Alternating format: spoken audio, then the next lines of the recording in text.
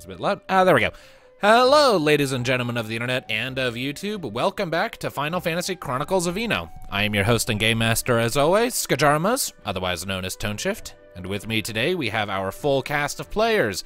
We have Tom117Z playing Rosa Sulwin, our female Mithra Elvon Watcher.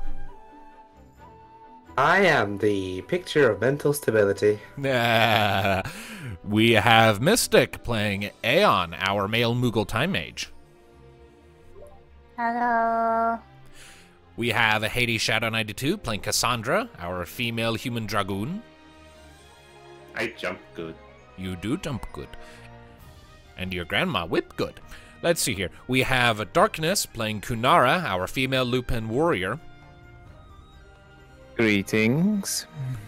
And last but not least, we have Ari playing Kayana, our female Tarufel engineer. Yo. Indeed. So, a quick point of order before we get into today's session. First of all, it's been like 3 or 4 weeks for us since we last played because We haven't played since last year. God, it's been so long. yeah, literally like the holiday seasons of December 2022 occurred between last session and this one, and we weren't able to play for that entire stretch. Work was an issue for just about everyone involved, and to top it all off, in the last week, like, over half of us have come down with some horrible form of sickness that we're only just now starting to recover from. And because it's been so long, we're a little out of practice, things might be a little hazy in our memories, and I suffered from insomnia before we sat down to play this, so my brain is all... So... We are healthy. Yes, so... we are probably going to be just a little off our A game today. Apologies in advance if anything fucky happens with that. We'll do our best all the same, though. We're just here to have fun. So, with all that said, let's go ahead and launch into our recap, shall we?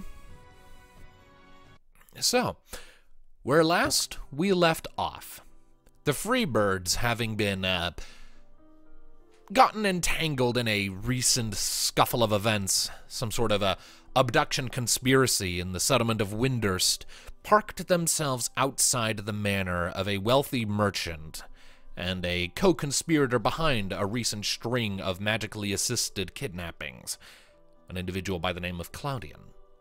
Sending in Rosa and Kunara to infiltrate the manor, they picked their way through the hallways, looking for any sign of not only him, but also correspondence between him and the other members of this group. And eventually, they were able to find some key details in the form of a letter that had been sent in from an individual named Solus, the other seeming head honcho behind this operation, who remarked that the bracers that he had used to mind control their victims into coming along willingly hadn't been of his design, thus putting some concerns of the group to rest about his capabilities, but also stating that the designs came from someone named Forgal, leading to a great deal of discomfort in Rosa. Regardless, they then found Claudian napping happily in his bed, pillow suffocated him into unconsciousness, and then hauled his ass out of the manor back to the rest of the group, before letting the City Watch conduct their raid on the manor for anything else of note and to detain the co-conspirators and hired security working for this man to see if any of them. Don't forget making Aeon cry in the process. Yes, there was a bit of a scene out in the streets. It wasn't really plot relevant. It was just funny. That's kind of why I was glossing over it. Regardless, following that, Claudian was entrusted to the custody of Valmafra, the seeming lieutenant to the City Watch under the command of Captain Otto, who then took Claudian away while the rest of you made your way back to the local inn and tavern to get some rest, collect your thoughts, and square things away. And I believe it is upon that note, unless there's anything you want to do to round out that day, that will begin on the following morning. I mean, a little thing. Okay, what have you got? You want to say something, though, Sam? What? Sorry, Tom was... What was that? The scene when Tom wanted to say... No, You were going to say something, Tom? I wasn't, no. Oh, okay. That's what check before I start? Yeah. Kanar probably would walk up to the owner of the tavern. Okay. Sort of look up as you're approaching. But, It's like it's late at night at this point as you're stepping into the common room of the tavern that you've been staying in for the duration of your travails in this town. Let me see if I have the name of the place written down anywhere. I do not. Oh well. Regardless, as you're approaching, the innkeep for the night looks up. It's a very quiet atmosphere inside. He gives a little nod. Hey, you all look tired. What you need? I was wondering, do you possibly have a room with 2 single beds? Plenty of those. Why? Just checking. Was thinking of sleeping in a room with someone. That's all. All right. Yeah, looking at Rosa. Do I hear that? Or do you see Kanar looking at you is the question. I mean, I suppose that depends. Where's Rosa going? Are you just going straight up to the counter to get a room, or were you just, like, finding a table to rest for a minute? I imagine she was just going straight to bed, because it's been a night, and, you know, her single bed in a single-bedded room, because you gotta get a room with 2 beds. You kind of have to get the consent from the other party first.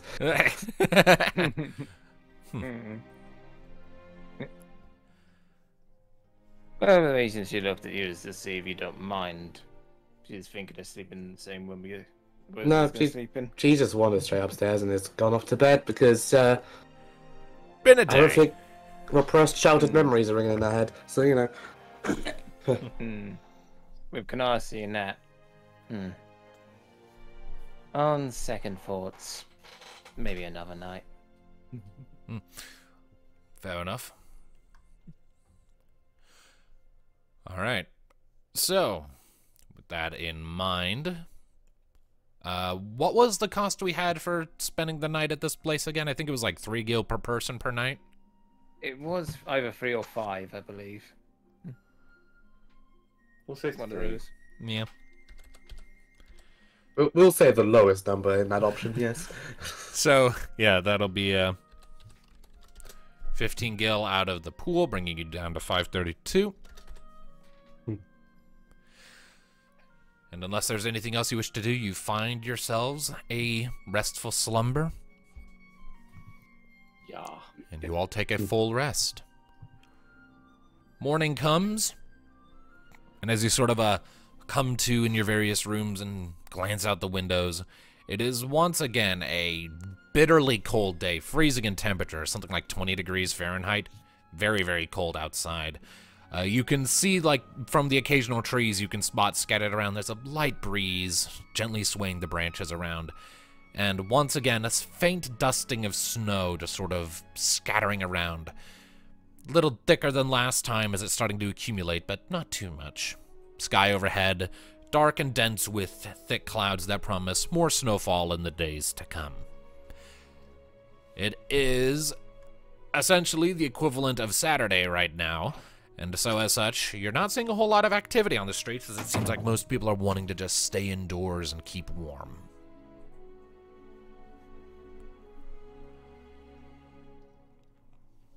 Also, just as a tiny little trivia bit, it is currently the anniversary of the first campaign in Universe.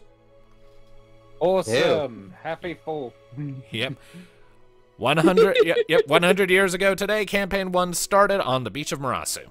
Happy crash landing on a ship and rocket into upside down in sand day. We didn't And now crash I land, took it it and knocked got it in the blown head. up. I'm a chocobo! Anyway.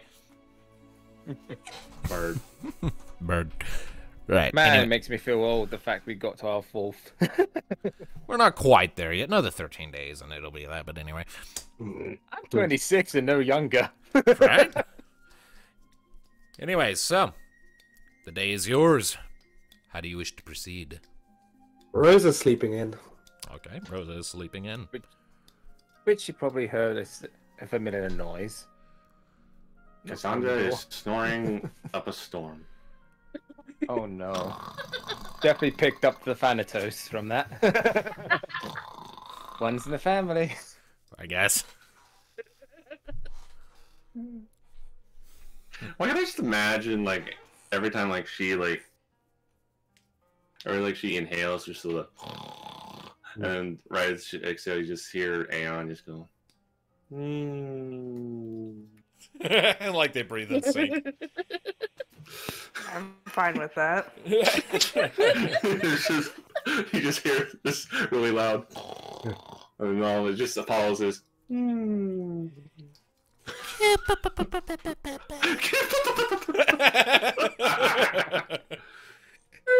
it. How do you, could you do that? Could you do that? Han. Oh. Han. I'm trying to play with my mic. Sorry. Okay. That's alright. Oh, what was the question? Could you do the little thing like Skidar was doing, like the little? Lollipop, Scoopo, this Scoopo. I gotta get back in my practice. Lollipops, this. Ice cream, Scoopo. Let me get this.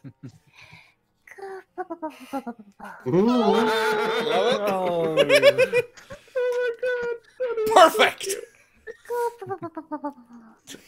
Let me go. Well I'm gonna done. go back on the floor. Thank you. Perfection. We just begun. We have been active for 2 weeks. We need our fill of diabetes. Right? The amount of racist pieces I've been eating. Anyway. I went Oh. for my snack. Cups at that Christmas gift you got. Right? Fucking hell. I'm fairly certain my family is trying to kill me. Anyways, shall we? Ready? Yes. So, Ganar knocked upon the door of Rosa. all right, Rosa, you are stirred from your restless slumber by a thumpity thump on your door. Ignores Thank it. you. Goddamn dog. Goddamn dog scratching the door again.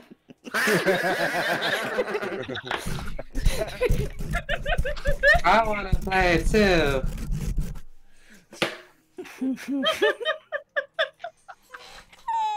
Oh boy.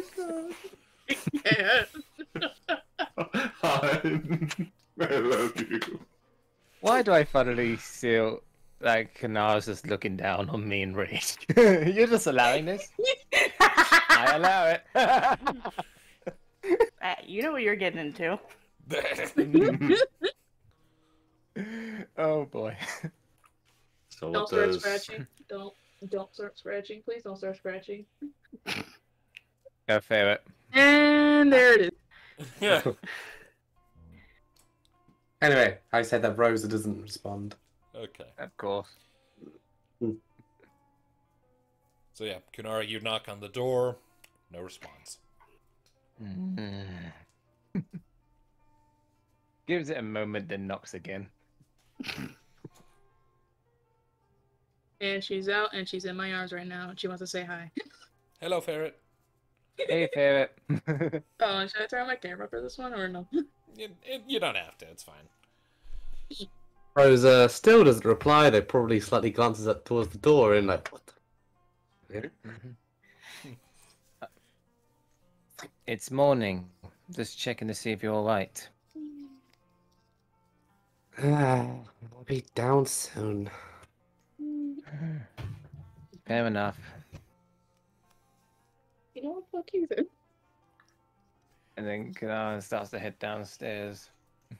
All right. Especially don't want to wake the rest of us up. I was about to say, what? No one will try to wake the rest of us up. It occurs to me Kunara would probably make a really good alarm clock. She just howls at the crack of dawn. Oh god. Yeah. The only time she did that is to see if she could snap everyone out, but despite how loud a wolf howl is, it wasn't enough to snap them out of the trance. But she gets up in front of my door in the middle of the night, so if you need to go to the bathroom, it's a nightmare. She's not on the door, but she's like next to the door. You curl up, your leg twitches, it's a whole thing. Anyway. So, What's the plan, guys? Sleep. It's morning. And Guys, come on. I'm trying to get the story moving. I know, You're I know, I sleeping. know. we're just. I mean, the we're only just- thing Kanara's doing is see what decent breakfast is downstairs. I gotta wait. I gotta wait to One. wake up Cassandra. Oh. Uh-oh. Aeon is currently sleeping on her chest, Okay. and as he is sleeping, he rolls, and he rolls right on top of her face. All right. Cassandra, you are now being suffocated. Oh no. And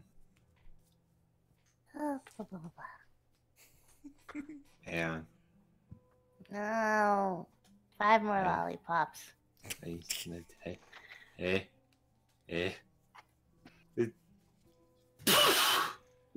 You just... Where's the explosion? Since when was my face your pillow? You used me as a pillow all the time when you were little. I guess it's Oh. fair now. Oh, that's because you're fluffy. Your braid's nice and soft. It's close enough.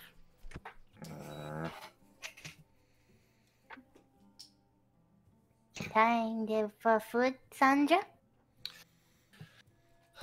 Food sounds nice. Koopa. Question. Before I ask this question in character, does Eno / Final Fantasy World have donuts? I'm pretty sure this world does, because there was the baker back in Campaign 1. Yeah. In Yeah, I Marasu. think so. He Yeah. did cookies, donuts, even yum yums. Yeah, yeah. There you go. Thanks to Alisire. So yeah, donuts. Donuts So are a Cassandra- thing. Mhm. Cassandra just wakes up and just, "Have you got any donuts downstairs?" Don't know till we look, Koopa. Is she down there? Koopa. No, it's Cassandra. I have Cassandra over to get dressed before running out the door. She And comes back a second later and grabs her shirt. Oh Oh, no. You I- forgot something, half-dressed. Koopa? yeah. Donuts, right? And then makes her way down. Yeah, I don't think Kanara will want to see you half naked downstairs. Although, what's Kai most of the doing? group is girls. Yeah. And yeah, We're that in is a good public question. cabin. And that is a good question. What is Kai doing? Ari.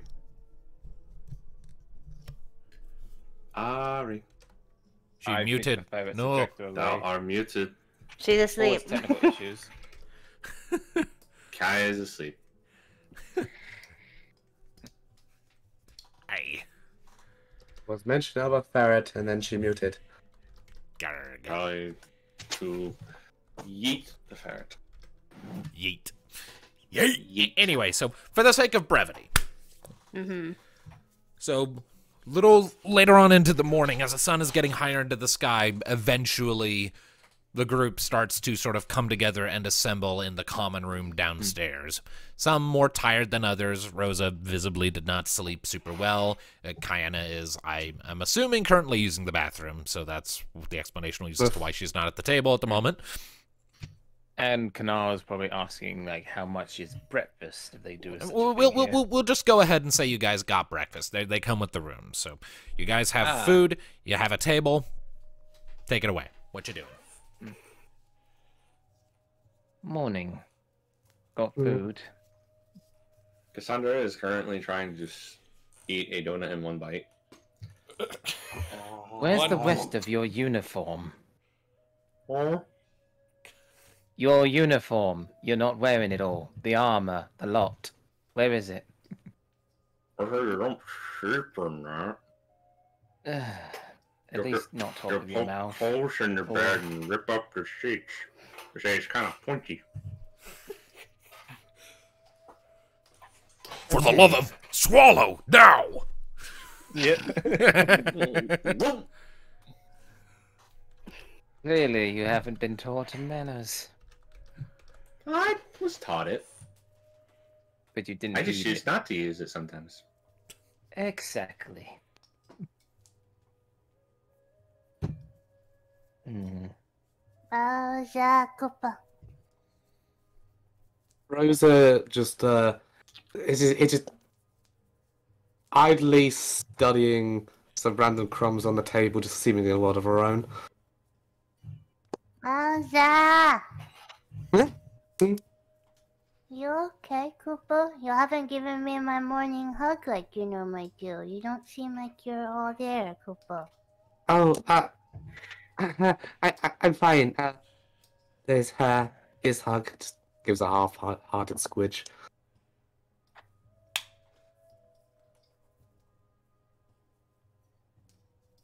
What's your See? new? Came back with my snack. And Oh. I know when quite a Tiana bit. comes out of the bathroom. All right, so just to real quickly get you caught up, Ari, since you were AFK for a second there. Yeah. It is the morning has progressed a little bit, and at this point, the whole party is sort of gathered at a table. To sort of justify why you were not present for a minute, we said that Kayana was in a bathroom and is just now coming back, and you can see that Rosa's kind of giving Aeon like a little half-hearted side hug, looking very distant and not okay. And everyone else is just kind of giving her their attention at the moment. So. Hey, so that's a hug, so that's good, right? Okay. Bernard doesn't say anything, but disagrees with that face expression.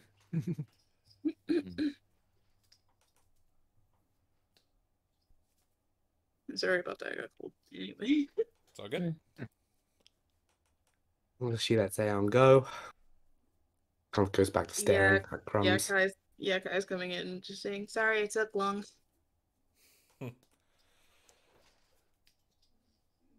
It's fine, we're not doing much. So what's your new? What did you... Nothing, Will you stop? nothing. It's... Go ahead. Sorry, who's currently talking? Because people keep starting and I stopping. don't know. We are so out of Rosa practice. Rosa is talking. Go. No, I'm fine, really. Just something on my mind. Stupid stuff.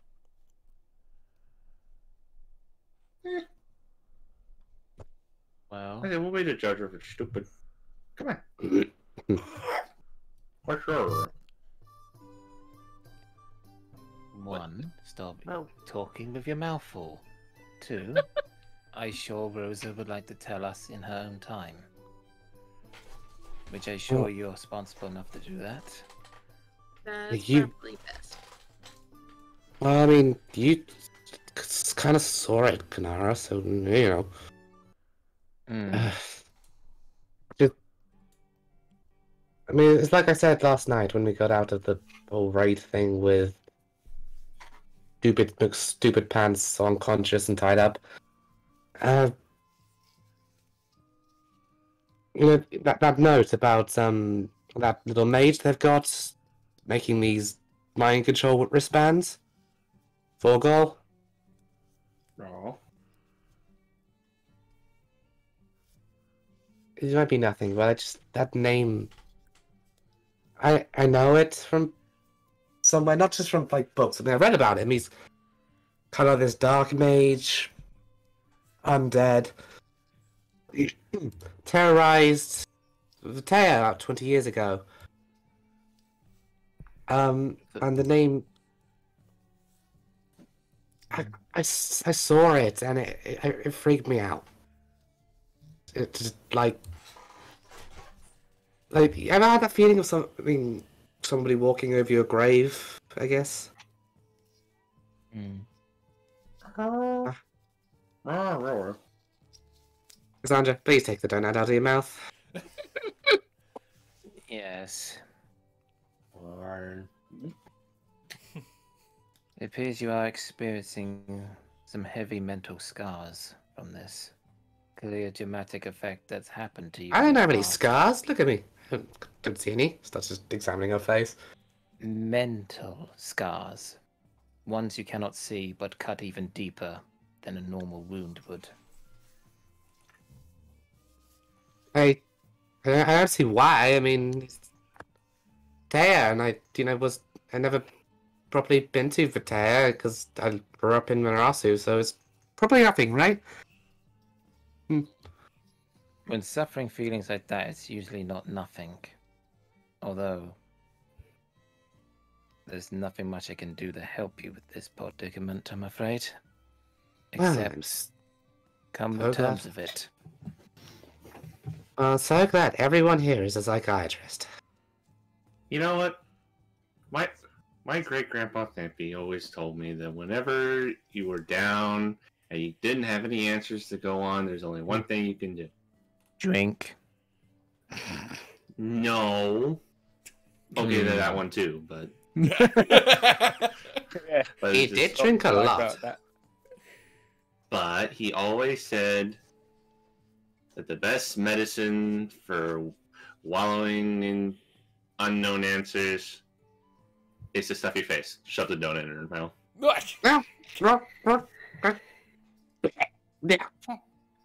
Then there's I Kai. Uh, breathed in pastry.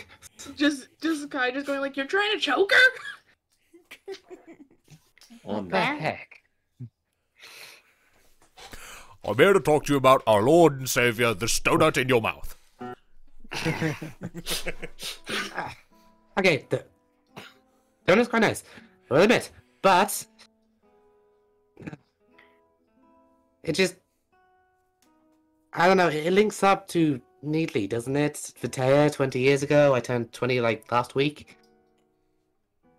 it's probably just a coincidence. Right, because anything is just going to be, I don't know. Again, we won't know until we get some answers. And you know who's going to have those answers for you? Solus. Yes. So all we have to do is go find him, string him up by his toes until he tells us what we want to know. That seems really inefficient. So you have to have really small ties. No offense, Cassandra, as much as you claim to be a professional, I think you should stay away from interrogations. I am very professional, and I am very good at interrogations. You I almost bashed inherited, out. What? Go on.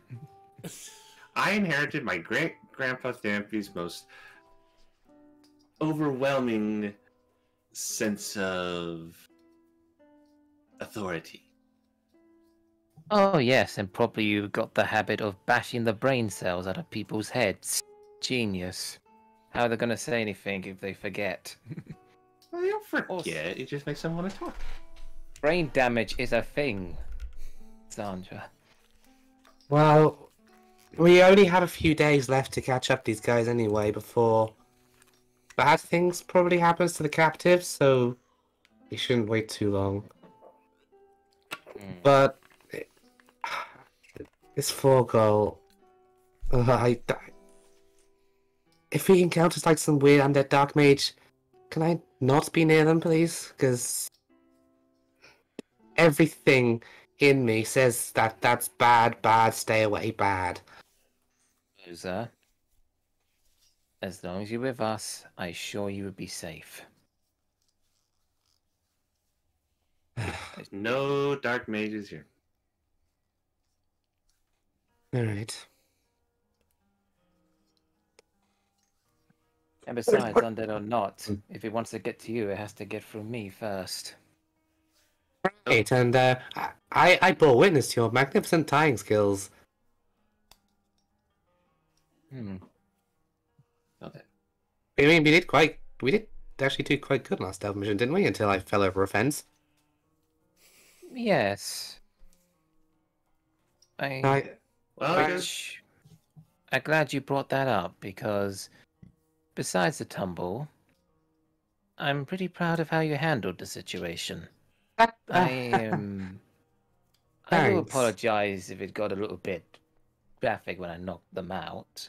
Well, They'll be fine. I mean, it's not every day you struggle with someone and watch them go blue and slowly lose oxygen as you're tying them with vines and oh gosh. Rosa, the trick is to make sure that you only do it enough it knocks them out, not to kill them. I feel like you've done this way too much. Perhaps. yeah, that's not fun. Being on either receiving end. But once it's refreshing that I didn't kill individuals left and right. To be honest. Because I can tell you one thing, Rosa. It is not easy to kill others. Nor should you ever be proud of it. Well, I've never killed anyone and I hope it stays like that for a long time. You know what? Me too. Okay. Alright. My little group of misfits. I'm not a misfit. I fit really well, I think. The only misfit I see is you and Aeon. Aeon is not a misfit. Aeon is adorable and we love him. We are the best misfits. Thank you very much. We are the free birds, not the misfits. We've been over this. Weren't these the Yeah, same individuals that threatened to burn down a place because it got the order wrong? Yeah, Kaya's kind of like, yeah, I'm watching this go down.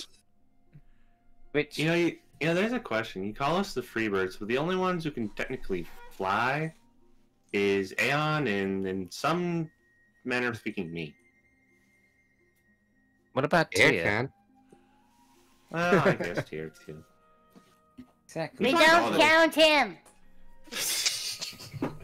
We really need to discuss your issues with Tyr. Yeah, Kaya's like, we don't want to go through there. There's no issues, Kupo. Discuss your issues then, Kuna. Ooh. Ooh. Mic drop. Right. No more pats. Aeon puts a hand on Aeon's shoulder. If you ever need to, we are here to talk. I don't need talking, Kupo.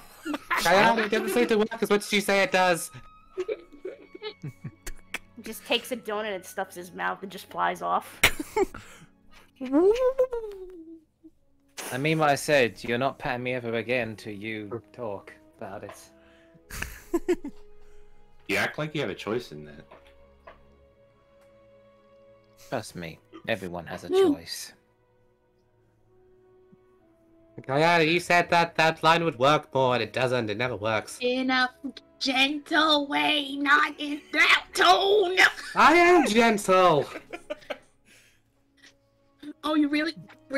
What about what you did to Cassandra? How about that one? Cassandra is awesome and can handle anything. Hey, even she has feelings too. I know. I'm gonna blush now and sink into myself. Oh, really? Like you blush for that certain thing? Hmm? Oh boy. Oh boy. She just starts shrinking under the table. Settle You know, down, maybe we should go shield. talk. I mean, maybe we should go talk to that guy and see if he'll hang out with us a bit more. Where is that Yes. invisibility spell? How does it work? How does it work? Oh, God. Right. If you're quite done acting like children, we still have someone to interrogate. I'm an adult. I'm like 20 and everything. Yeah, who has hormones? Yeah.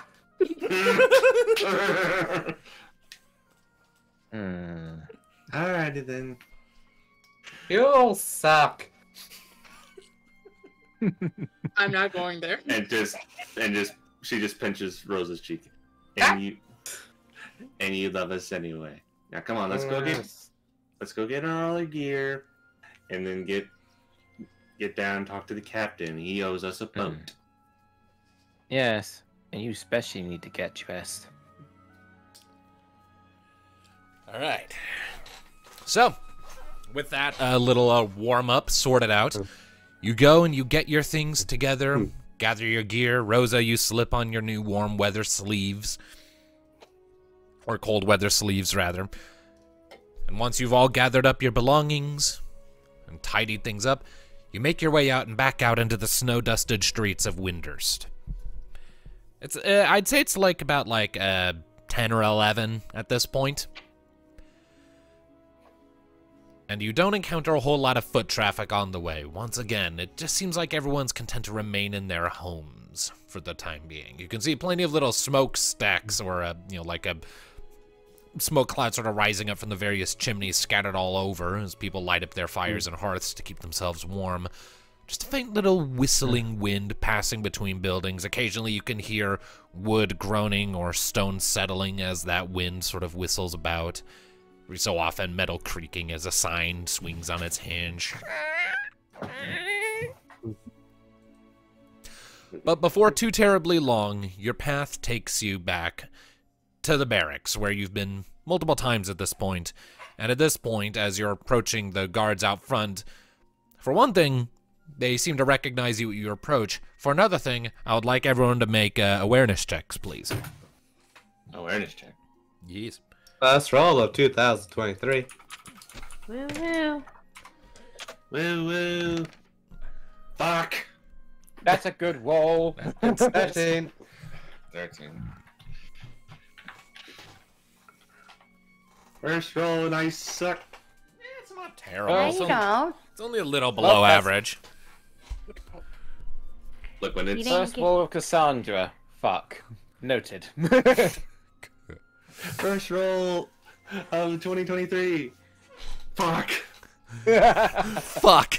The Thanatos is strong in this one. Happy, I'm not any better. Oh no! 6! Oh Hang on no! to this in his mouth. I think got Aeon's issues, okay? Everyone won't leave me alone. We Okay. all have issues. We all need therapy. Why Right? is Mika dead? We need her in our lives. Oh. Okay. What did Yeah. Kayana get? Oh, that's what I asked. Do I need to roll? Ah, it's awareness. And I got a 13. Okay. Oh, there we are. Come on, internet, don't try me today. I'm not in a good mood, please, God. Which I will say is something. Aeon definitely hit a nerve with Kanar. You don't think you're hitting nerves, but keep pestering him about Tyr? Well, You keep Alright. pushing him, he's gonna snap. Yep. Okay. I mean, Well, Kanara has been pushing Aeon away from the moment, literally from the moment he met. Yeah, you've had no connection with Aeon. He's starting. He's not exactly been having a good relationship with Kuna out of anyone. That's true. Anyway, so we've got an 8, a 13, another 13, a 6, and a 12. So, the double digits have it. The single digits don't. Say. So, Aeon is sulking, and Cassandra is trying to make Aeon not sulk, and as a result, you two do not notice. But the rest of you, as you're coming up to the guard barracks, you do notice that there is a bit of a flurry of activity as you're approaching. There's more back and forth, soldiers moving this way and that as you're coming in.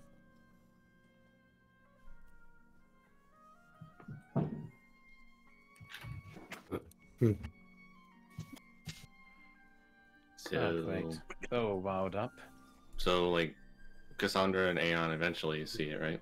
I mean, if anyone points it out to them, yeah. I was waiting for the people to say something. Hmm.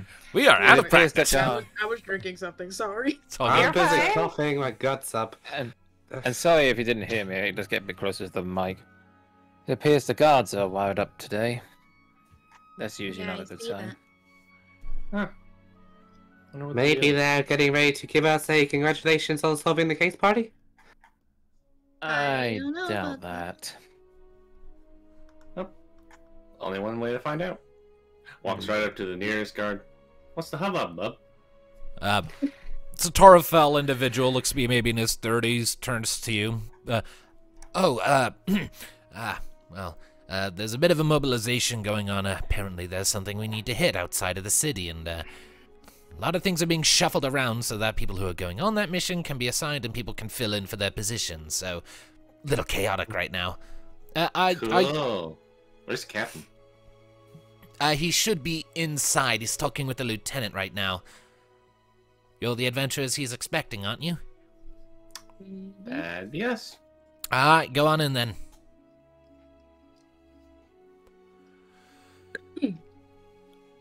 We walk in. Yep, so making your way inside, it is, again, sort of a flurry of activity, but beyond all of that, just sort of in the middle of the sort of opening hall, you can see Oto and Valmafra talking energetically, and there is a third Tarufel, or a third person there, another Tarufel.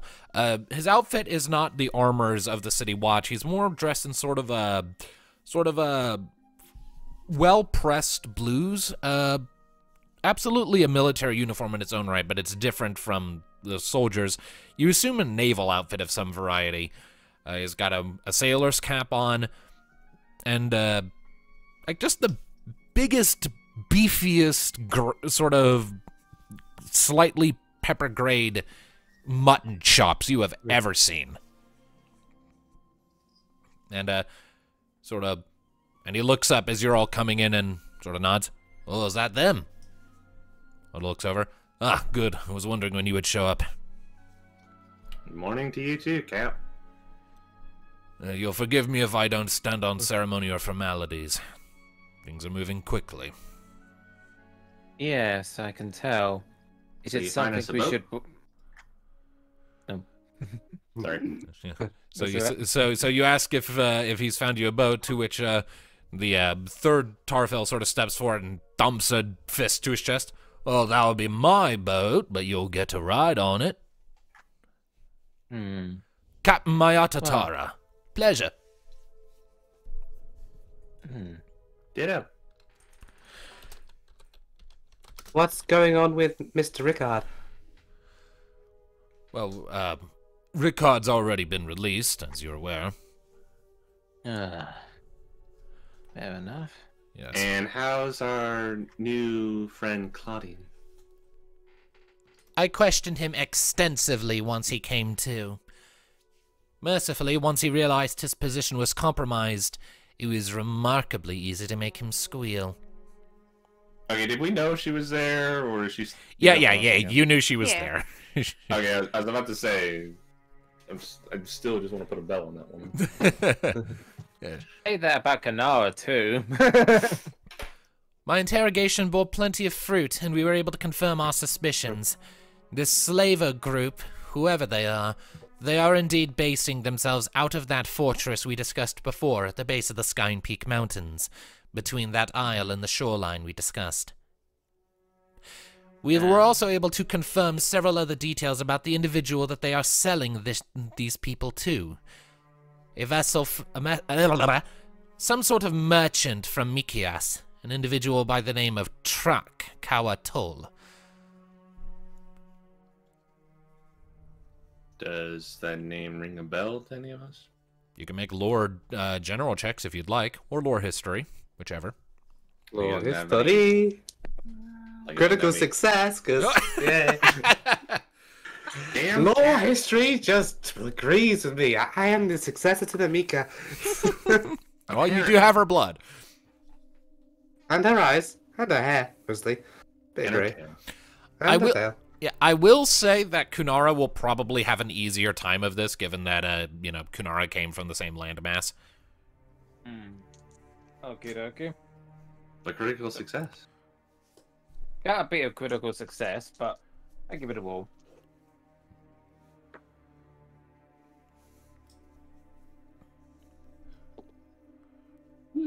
Jesus. I'm on a 2. That is a 7. 7. Yeah.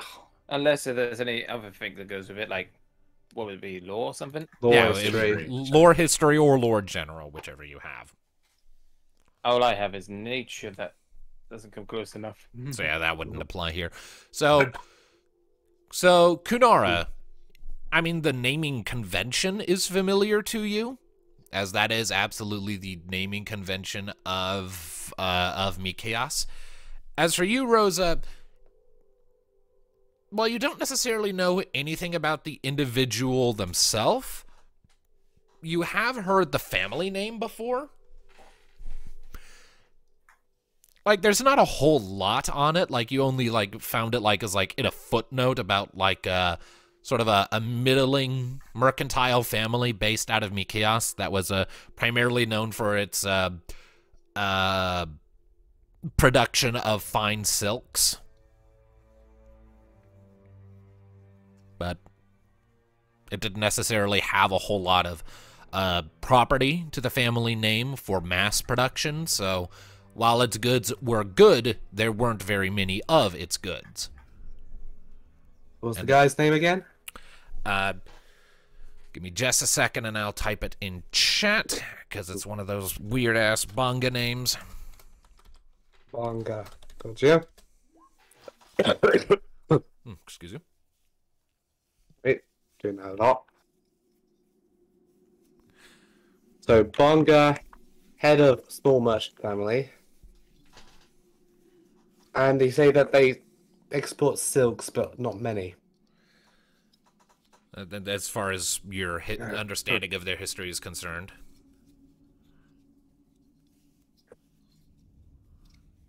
I think I kind of know the name, but aren't they kind of like the small-time silk merchants or something?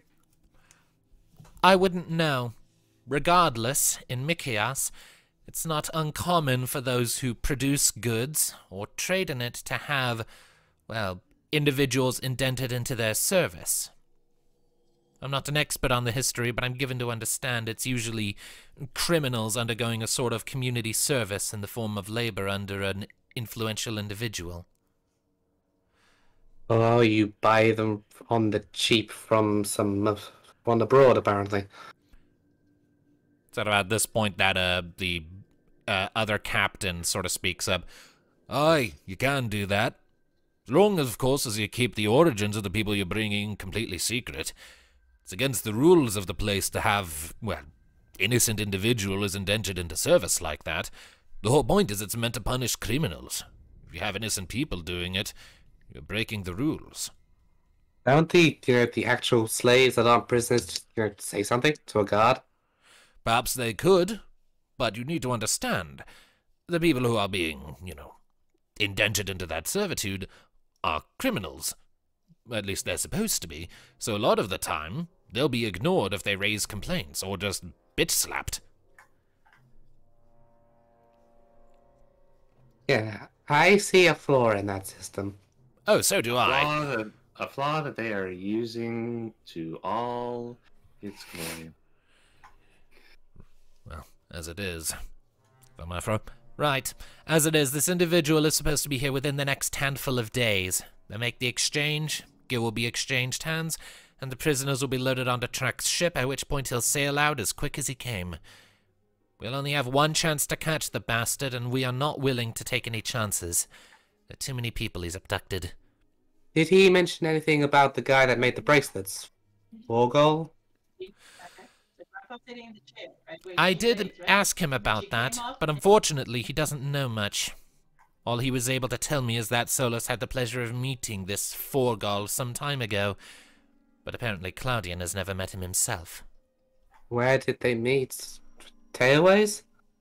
He never told me that. I tried to dig. Either he does not know, he's very good at hiding that, or he's afraid of what will happen if he spills those beans.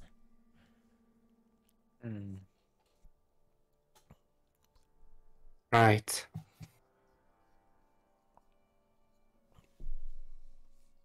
Right. So we gotta go hit that fortress before he shows up. That we do. And hence, and Valmafra gestures to Mayada, we have him. Aye. My ship's one of the faster ones in the... What? Alright, y'all good over there? Family. It sounds like. Right. Yeah. So, Mayada nods. Aye. My ship, the Scornhowler, is one of the faster ones in the fleet, so it's been reassigned to this particular task. We were just in the process of discussing battle strategy when you walked in. Well, We have about Thanks. 6 days, about 5 now, since it's been another day. Can you get us there before that? Oh, easily enough. My ship's built in with Mattertech thrusters, so I'd be able to cross the distance fairly easily, frankly. The thing is, though, with our speed being what it is, we'd probably arrive before the merchant. And just for everyone's sake, I'm going to go ahead and reveal the location of the place on the map.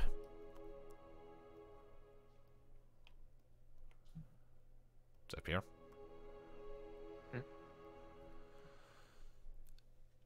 So, that in mind, what I'm figuring is, what I was going to recommend, we sail in, maybe drop you lot off on foot to be the ground assault team, while my ship positions itself to the north of the old keep, and then when Track's ship comes in, we block off their escape route and start blasting, get that ship sunk, force them onto land, and then provide whatever support we can to the ground team until they can get in, extract the hostages, and get out. Well, that sounds better. Yes. Well, from the sounds of it, a more stealthier mission would have been more effective unless the main force could be a distraction for us. Perhaps. We're open to ideas here, so... We'd only just started discussing it, so... The idea is to catch both Solus and the guy that he's selling to. And free all the hostages. And free all the prisoners. hostages. Well, yes, that's... At the end of the day, Maybe freeing we the should call them- hostages is the priority, as far as I'm concerned. Exactly. As much as I'd love to just go there and just make sure everybody's okay right away, if we go in there and storm the place, by the time the trader shows up, he'll either know something's up, or Not to... we'll lose our chance at him. Which is why I suggest a more stealthy approach would be wiser. If we rattle the hornet's nest per se, things may get intentionally violent, especially to those we're supposed to save.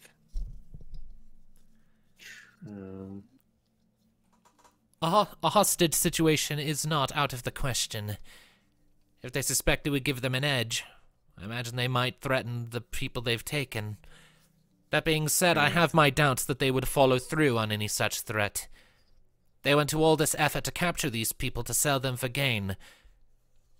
If they were to start killing them, they would be sacrificing any leverage they would have to keep us at bay, and they would be wasting all of their hard work. That may be true, True. but it would also mean it would make our job a bit harder to fight them.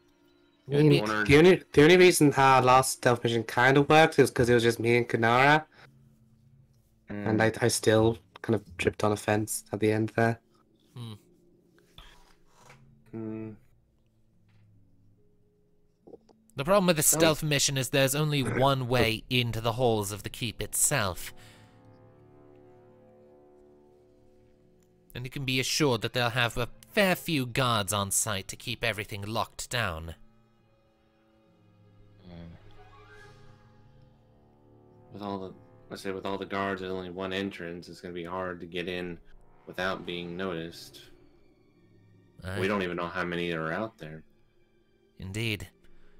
And we don't have the time to waste on a detailed scouting mission, unfortunately. No, we do not. Then, I guess we have no choice but to take it by your word that they won't harm the hostages. It's Hopefully. possible that they might, though I imagine they would have that be an absolute last resort. Again, the hostages are their cargo, the entire reason they went to all of this trouble. If it would save their skins, it's possible they might resort to killing them off to make us back off, but they would resort to that as a last resort, I imagine. True. Which at the very least would afford us some leeway to take them down before they feel they need to. Again, getting to Solus, take out the serpent's head, and the body will go limp. We've somehow made our way to him. We could possibly make everybody else who's working for him either leave or stand down. No point in fighting for your life if you're not going to get paid for it. Valid point. Yes. And plus, there would be a more higher chance a superior would have the higher authority of sacrificing hostages. You mentioned a even demanded. distraction earlier, Nora. I say Yes. if there's truly only one way inside the fort, what if we split up? Half the group goes and makes a distraction and takes most of the guards' attention away from the keep, while another group goes in and sees one if Solus is even in there or where he is, and we can signal to the rest of us. I'm not. It's a So bit of a risk. I'm not so For one sure thing. about that. I mean, reading the Chronicles of Eno, the one time that those guys split the party, like they got ambushed by a mobile. I doubt there'd be a more ball. Certainly You not. never This is know. not more. Certainly not. This is not a Morbal's native habitat. That being said, without intel, splitting a large group like yours would pose a lot of risks. You function Agreed. together primarily as a cohesive unit. Dividing that unit when we know so little about what we're up against is a recipe for disaster. Take it from someone who knows. Emphasis Yeah, on the I recipe. see. I don't want to be a mobile snack. Calm down. There will And with not how be a powerful Solus probably is, yeah, probably putting in a Yes. smaller group would not be wise. Which I'm sorry, Cassandra, but yeah, definitely not a good idea. Whether they have a lot of guards on duty or this one guy, we have no idea of his capabilities. I vote that we stick together. That begs the question. If we wait until the buyer shows up, and then we spring the blockade to keep him from going anywhere, or if the captain can somehow take out a mast or somehow sorry, I'm lost on the word. Disable? Disable, thank you. If somehow disable his ship to where he can't leave. Plus, we also need to figure out where the hostages would be, or even would they move them somewhere else if there is conflict that will bother them. They would have to keep the hostages safe after all, if they wish to make a profit. Aye. More than likely, they would have the hostages somewhere inside the keep itself. I do not believe that keep came equipped with a dungeon, or if it did, it's very possible that dungeon collapsed long ago. The keep was attacked by demons during the Ember Tide and was since abandoned, don't forget. But if there were any sufficiently suitable chambers within, I imagine they probably would have kept their captives there. Less likely for them to escape or Agreed. get any help. Indeed. In order to get help, someone would have to cut their way through the entire keep, and for people to get out, they would have to navigate the keep in the first place. So theoretically, they could be in the center of the keep, where it's less likely to take the amount of damage from the first attack. Either the center or the deepest depths, one or the other. And we have to fight through most of them, it seems.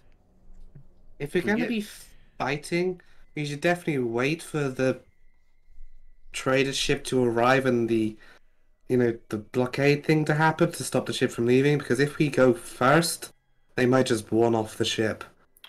That's just it. I agree with that. I still like the idea of storming the keep after the ship is disabled, or at least blockaded to where they can't get out. To be fair, if the ship does try to make an early getaway, a desperate attempt could be, well, catastrophic. It would also mean their attention would be split to what's going on the docks and, the gates. Exactly. If their trade-in partners are attacked, the most likelihood was to send a majority of the guards to go deal with what's going on in the port. Well, the Leaving- cowards tried to flee. with leaving whatever us they to deal can. with the skeleton crew who sticks close to the keep. And again, we get Solus. All the other ones in there don't have any reason to fight. Don't get paid. Not worth dying for. Hmm. Morale could break and it would make her job easier. We seem to have lost a couple of people from the Roll20. Oh no. What? Yeah, we were Okay. missing Kunara and Cayenne and Aeon Yeah. for a second. I just had a red message. Loss of connection. What the hell? No idea. What the hell? What the hell? They are back. We need the Oh, we good bow, refresh even when it. he's grumpy. I'm right here. I just had a red message too. It just came up. It was just weird. Weird. It's probably just Roll20 doing some maintenance or something. Possibly, but anyway. And Well, I think our safest. no. I think our safest bet is to get there a day early, see if we can sneak around and try to get at least an idea of the lay of the land. If we get spotted, though, then it's kind of messed up. Yes, they will have guards constantly on watch. Sneaking around would be incredibly harder, especially in So, daylight. do we know the exact time the guy is supposed to show up? I don't think we have an exact. I don't think we have an exact time. No, Claudian was vague about that. Hmm. Maybe So we you should could arrive keep- earlier or later. Maybe we should Thing. just keep it simple, you know? We ship that morning, get dropped off, wait for the ship to show up, and then go and knock some people out, and everyone lives. Yes. Yeah.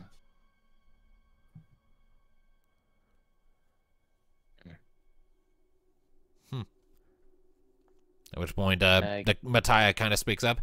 Well, as fast as my ship is, we could probably sail around the entire island that shelters the old keep. Find a little spot among the shore of that island to hide the boat. Wait for the merchant ship to come in, and that's where we could spring the blockade from. And it would give us a decent place to observe the grotto from a distance. I do like that idea. It would help us get a bit more of a layout and how many forces they have. Indeed. That being said, there is only one problem logistically with that plan. And then And that is? Well, the island is a fair distance out. It's a fair few miles, so our observations would be from a distance, so we wouldn't necessarily get a whole lot of fine detail. Can I point out that we have a dragon? What? Yes, Tyr. He's a small one, but definitely a dragon. And just to make things a little easier, let's see, Cassandra just pulls out the whistle. Go. Hey, Aeon, think of it this way. We're going to be sending Tyr into a den of thieves and might... I could be saying this. Might shoot him down. So it's a good idea to let him go, right? Can you promise that? Because I don't promise it. Goodbye? Then no. Is Tyr coming down? You blew into the whistle? Yes. No. Just- Okay, there's a few seconds. Then you hear this sort of from like the door behind you that leads outside. You hear this sort of a. What the? He's with us. I'm sure there's a Right window or something that you can crawl into. Yeah. After a second, a window sort of pops open and Tiermouth just kind of comes slithering in. Yeah. You're not usually supposed to call me when you're in a building. I make people panic. Remember? He sort of comes scrambling up to you, and one of the guard at the door side comes around like, "What the hell is that?" It's a monster! It's a monster! It just kind of puts a hand. No, over just on puts his a mouth. mouth. He's a, puts a hand he's a over it. dragon. It's fine. Tiermouth kind of comes scrabbling up to your ankles before coming to a stop. Okay, what's the damage? Who do I need to breathe fire on? I Yourself. like your enthusiasm. It's just kind of how the patterns have been going lately. Uh-huh. Well, guess what, Tyr? We got a special assignment for you. Oh boy, this is gonna be great, I can tell. we're gonna, let's say in a few days, we're gonna be just an island away from a grotto of slavers, and you're gonna be our eyes as you fly over there, get us details on the area, and not be shoot down by their crowds and crowds of archers. Tyr kind of tilts his head at you. Okay, I feel like you're kind of throwing my life in unnecessarily large amounts of danger here. Oh, come on. We've been through worse. I mean, Look, you signed up when you came into our lives. Nala leans over to Rosa. Could you cast protection on him just in case? Don't you dare. It doesn't last for that long as it be required. Well, it'll be really high tier, so they probably won't be able to see you or shoot you. You'll be like a speck in the sky, because you always are. You know, it's no different how you always vanish in the skies for us. So, just Yep, but you never know actually how close they'll be. You never know how close those arrows can get when they see a little ferocious little dragon, Koopo. Aeon, I swear. Kanala's face pumming. like Tiamat is visibly ignoring Aeon at the moment. wise. All right, I think I can probably manage that, all things considered. Good, because Just you don't be have a lot of careful. choices. No, of course I don't. This feels like bullying. I feel like bullying.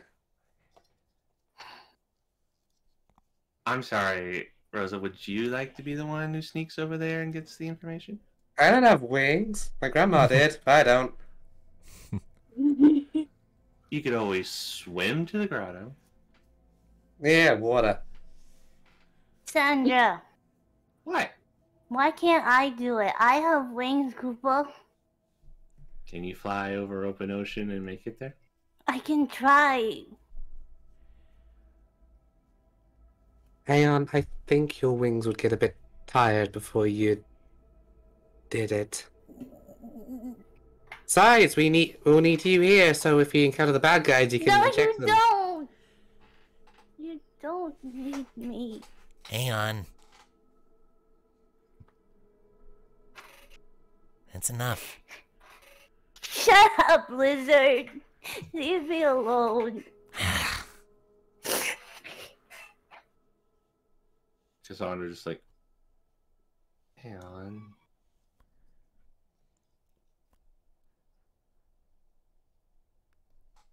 No, that's not true. We do need Leave you. me alone, you too. Just go away, Koopo.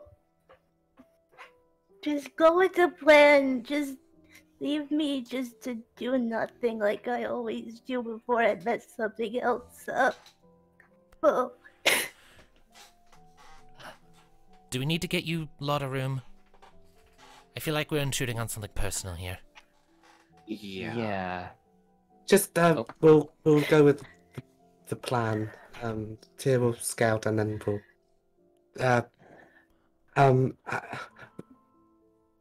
okay, yes. Room. Okay, come on. Valmafra kind of ushers the group along, and your group is definitely getting some looks at this point. Yeah.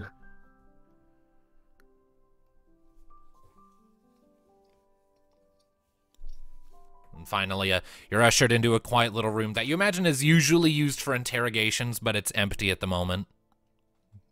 Aside from some seats. Alright, I'll leave the door unlocked, so come out when you're ready. Just don't take too long, we mean to move today. Don't worry, we will hopefully make this quick. And just for Aeon? clarity, Aeon. Tyrmith did come along on this. Oh, Again. Aeon?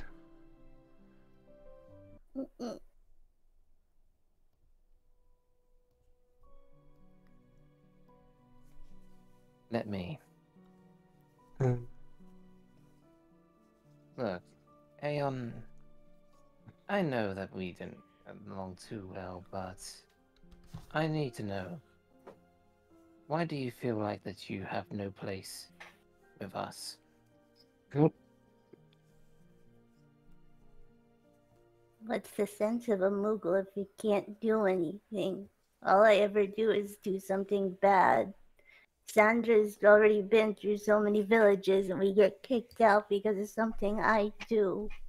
But I didn't help Rosa when she almost got cut. And every time I mess up my spells, I can't do anything. That's not exactly true. Not all mean, of it, at least. You helped me since then. You helped me loads of times just by being a friend. You know, you're my emotional support Moogle. You're awesome. Rosa speaks the truth. Because I can That's right. assure you, as much as I have grown fond of Rosa, I am not as affectionate as you. If you weren't there to help her out in her moments, she could have been in a worse state. And all those big monsters we faced, and you threw all those candy and meteors and ejects at them. Just I mean- wait. Tyr will grow up big and strong and become more powerful too. Dragons can do so much when they're that big of size. But they're also really, really fast. They can't get in small places. And I'm not trying to replace you.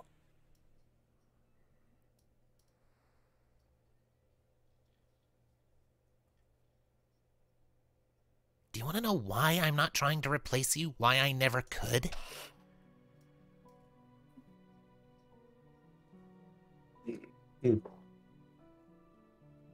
Tyr kind of takes a couple little steps towards Aeon. Because as far as I'm concerned, you're my brother.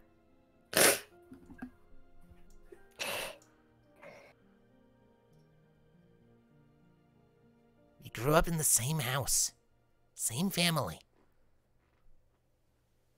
We had different roles to fill in that family, and neither of us could do the other one's job. Maybe one day I'll be massive and can soar the heavens on big old wings. Maybe one day I can breathe bucket loads of fire that could scorch entire fields. But I can't do half the things you do.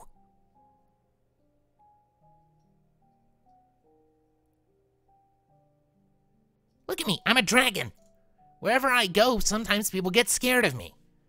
Because of old legends that persist from when the demons kept corrupting my kind. Old superstitions that linger around from that paint everyone's perceptions of me. I'm out there. I'm not normal. I can't hang out with Cassandra in the way you do just because it'll draw too many eyes. Emotionally, I can't be there for Cassandra as much as you can. And I can't do the magic you can do. If one day I can burn a field, one day you can rip open the heavens themselves. You already basically do it. We both have a role to play. A niche to fill, a slot we take up in this family unit. So please don't tell yourself that I'm trying to replace you. I'm not. I have my part to play, and so do you. I know, Kupo. But you were given to Sandra because they trusted her to take care of you, Kupo. I was abandoned. I don't know anything. Every time I wonder why I was abandoned. What purpose do I have if I didn't grow up with a family like my kind? Well, it's not the worst thing being adopted, you know? I mean... Not saying it's worse, I just wonder why. And yet, like you said, Tyr was given to them, but Cassandra Cassandra. chose you. Exactly. And can I admit something, Aeon? It's kind of embarrassing. I'm actually kind of jealous of you. Because you and Cassandra really love each other lots and lots. And she's... I know I've said all that stupid big sister stuff that I'd like her to be, but I got all the candle to you, can I? What do you two have? I mean, raised by your own kind, your family. You are your own kind. There's so little more important than that, and I would know because I've been missing it so much.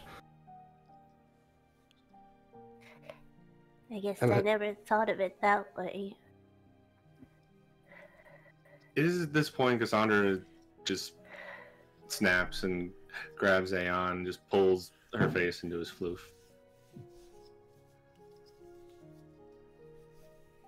Could you ever think you don't belong?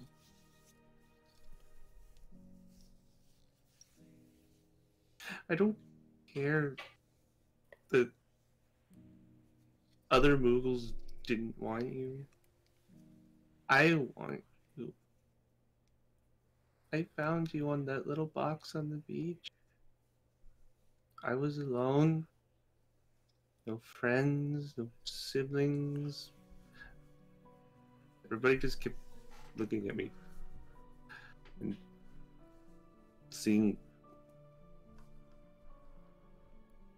just his prodigy. I didn't have anybody, and then I found you, and you were my friend, my brother. You were always there. You made me smile and laugh. We had so much fun together.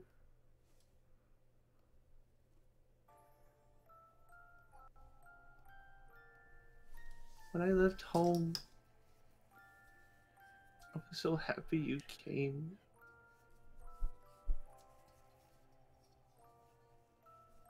Because you'd never let me be alone. I promised you that.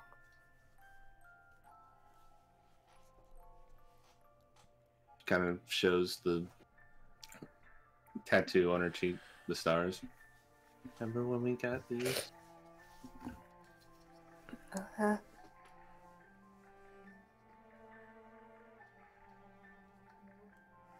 I love these little stars.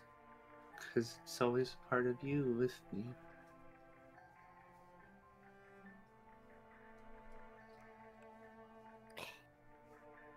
Nobody could ever replace you. Not even close.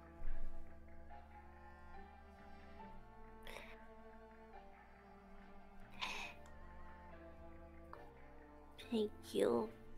Thank you, everyone. I guess I was just worried about being abandoned again. And Just pulls him in closer. You're not going anywhere. And that's in order. And I think we should make a new promise. Rose is gonna wander over and glomp onto the both of them. The three birds are never going to leave their little brother Aeon either. Ever. Koopa. Kind of wraps her arm around Rosa and brings her into. Not a chance. We're stuck together now. I always wanted to know more family. No. You're both it. Plus one more. And then he just uses levitate and lifts up Tyr just a bit up to Sandra. Kind of put Progress! Progress! Oh god, I'm even tearing up. on Cassandra's I'm shoulder. already crying. And I do believe we're still missing two. You Yeah, don't like, get to abandon this, Kanara. I assumed that before Yeah, we get to Kai, those two. You can see Kai just kind of tearing up. He's all guy tearing up, even though she kind of turned away. I just witnessed something so damn sad but pretty. Okay. And Cassandra just reaches over and grabs her and pulls her into the hug too. Yeah, guy's like, hey, no. Is it Like, shut up or hugging? Kunara, we need the mama wolf. Kanara is looking and she does tense up a bit, and even her ears are down, but then she slowly walks towards her. And I'm assuming that at this point, Tiamat has just kind of like wrapped himself around the entire pile because Aeon floated him over. Yeah. When Kunara kind of sheepishly gets close enough, she's going to just kind of take hold of her fur and pull her in. Like that. See? We get a cuddle pile, and it feels so good. I don't know why, because this week you can hear Kai just saying, I'm not crying, I have dust in my eyes. Dust in my eyes. Of course you do. We're not going anywhere, you little fluff ball. Because I love you guys. Please don't go anywhere. I'm not going anywhere. Kanara's silent with her eyes closed, but you can see like the tears running down her face. Jesus Christ, you all need therapy. It is like therapy. We're in a cuddle pile. This is therapy. Yeah, after a second, Tiamat sort of snakes his head into the pile just a little bit to be a little closer to you, Aeon.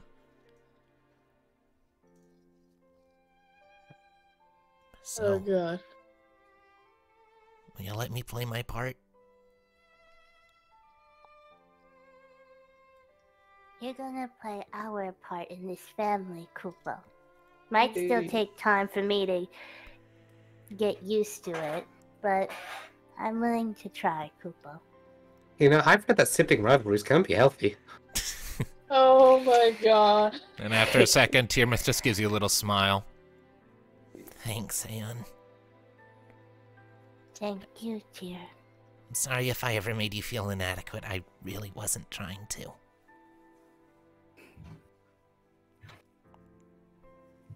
I just was jealous of you.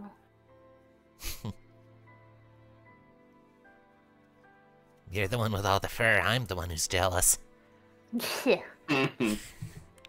His scales are really pretty. They shine at the sea. Yeah, they're shiny, but like, I cannot cuddle. Look at me, I'm a noodle. Cassandra kind What are you of gives him a little Dragon pat on the noodle. head. You're a cute noodle. Aw, he kind of blushes I like a bit. noodles. Ah, okay, that's going places I don't want it to go. But I still get Sandra's love first. Well, sort of out of characters, Kanara. What the heck's a noodle? A noodle? A noodle? Noodle. What's a noodle? A noodle! A moogle that's been turned into a noodle! Oh no! Oh no. Oh no! Just this My tongue twisted long white strip with Aeon's head at the end going, what the fuck? It's literally Tongue just twisted. Oh god. That's nightmare fuel. No. Yeah, it's What good. have I done? Rose's gonna look at Aeon and go, Aeon, I need to ask something though. What you said about the neck. Were you blaming yourself for that? I didn't listen to Sandra when she was trying to help. And Aeon. I was so mad at Tyr, thinking that he could do better than me.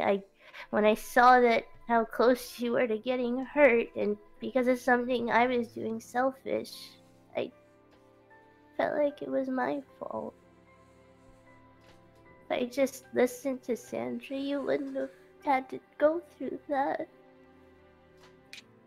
I didn't want Rosa to get hurt. She's been so kind, and I love my new sister. Oh, my heart.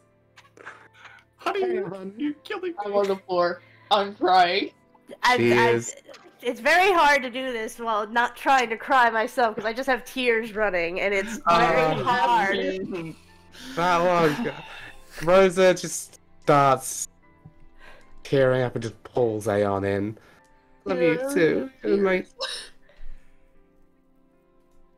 you didn't make that guy be bad meanie pants, okay? You just, if you make mistakes, learn from them, okay? I'm fine. And I want you to be happy because when you're happy, everyone's happy.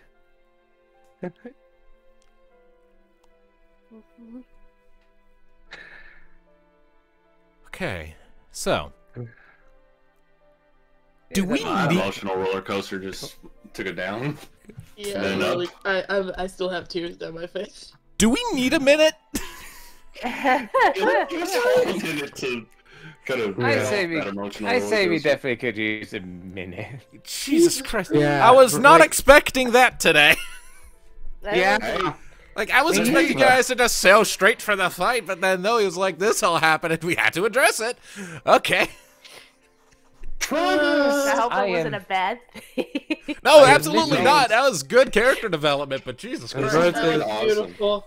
I Rosa am literally. at the end of the hug, Rosa lifts Aeon and goes, and for the record, you are my best new big brother. And boops him on the nose. Pretty sure Aeon is younger than you. Best younger brother. I'm gonna give him that. He needs that boost. Uh-huh.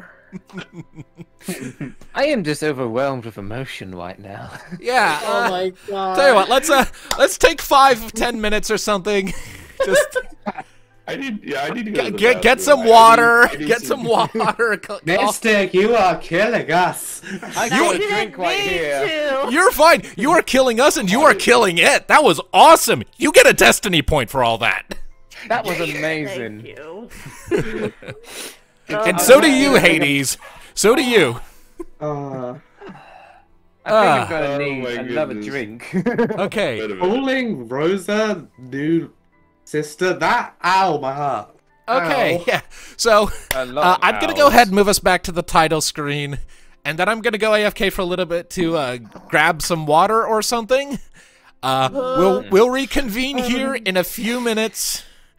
I guess this is the first time we've basically had an intermission on this damn show, but you know what? Fuck it, we need You one. deserve it. You just emotionally destroyed us so much, Mystic. You made us have a break. We've never had breaks. Thank God. Like, we've had psychological breakdowns on this show before, but never one where we needed a break. Shit. You are amazing. Never let anyone tell you otherwise. You are amazing.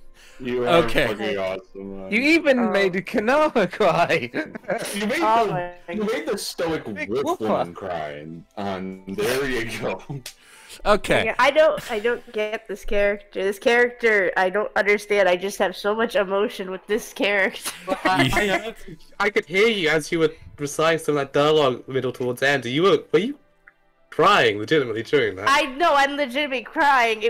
I literally, as I'm trying to roleplay, I have tears and I'm I can sniffling. hear And it. I'm like, I can't. That is the calm down. I don't know. I was just really getting into the moment. that's That's the best those kind. awesome times when you really can get into the character. See, I yeah, mean, this is I like don't- the magic of D&D. I'm gonna be right back, by the way. I'm gonna get myself something to nibble on because I need Yeah, something. I need to Alright. go to the bathroom. I need a drink as well because Right. Ready? my flu voice is uncooperative. Mm, Oh boy. my goodness, that was amazing. Oh my god. Yeah, honey, I think we need therapy. Indeed. I need my music therapy. That's the thing too. Me doing all that, it's just the music is like in the element of the moment, and I'm like, oh my god, I can't. Yeah, Kai kind of started crying too as well, even though she hates it.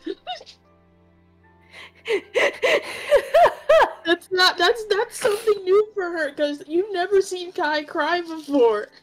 I would mean, never think to see Kai or Kunara cry, honestly. Yeah, especially Kanara. Because there's a big whole reason, which I can't spoil it, but there's a big whole reason why she was very anxious just to accept this embrace of emotions. Mm-hmm. I'm back, and I brought Reese's. Chocolate makes it all better. Right? What did I miss? They were What's just going on for the whole talking. moment. I say you have the good music as well that also helps, Right. like Mm. with this emotion. So that's that was just really just making me cry too because I could see it. You're making us all cry, hon. Jesus Christ. And yes, the music did just add a nice bit of atmosphere to that. Mm. See, for like the first half of campaign 1, only I ever got any of the benefits from the music. Because none of us really, like, because, like, did you just always use the watch together, or... No, That no, only- I didn't start doing that until the Tiamat fight. Because I'd say I never thought much about the music until, like, after, like, honestly, after the sinking of Marasu, I think. Yeah, it was at around that point that I actually started implementing the music for you guys to hear too. Before then, I just played it on VLC Media Player in my own headset. Was it, did you have answers playing during the sinking of Marasu? He did. I had a version of it going, yeah. The echoey, haunting version Mm-hmm. from I the end would- of 1.0. The Fall I of would Dalamud definitely version, yeah. I would Or definitely... Answer Prize. Mm. I will definitely say I was personally worried earlier because not only does it sound like good acting, I thought it was legitimate, like, taken down with emotions with poor Aeon. Like, I think I'm the only one who wasn't crying for all of that. Like, I wasn't legit crying. I was close. Like, I started to get a little... I almost got a little choked up there, especially when Cassandra kind of chucked in there. 'Cause, like, Also, I'm playing the demon question right now, the answers, Dalamud one, just so we can hear it. so it's just... Aeon is sad, Answers begins playing. It's just... I felt the bloody tears building up, and then eventually it just hit that point where it's like, ah. Like, I love that bit of Aeon's character, like, really just coming out of just why, like, his kind of, like, his... what's the word? Hatred of Tyr. Resentment, sorry. Not really hatred. He didn't hate Tyr. It was more like resentment. So he generally feared that Tyr was his eventual replacement. And that he would be abandoned again. Because, again, Cassandra found him in a box. On a beach. Which carries with it some alarming implications, because, like, the Mughals, they live out on the Moggalarchy, which is an island out in the middle of the Grand Gateway Bay. For Aeon to be on a beach, assuming, of course, that Aeon was born in the Moggalarchy, that would mean that Aeon was in that box across the entire fucking ocean. Careful, Aeon. 1 minute they're finding you in a box, the next minute you have 2 souls. No. Oh, God, no. That's how Meagle started. She got found in a box. Like, Cassandra was just... was 10 years old, just walking down the beach, having nothing to do, alone and sad, and all of a sudden she sees this box on a beach.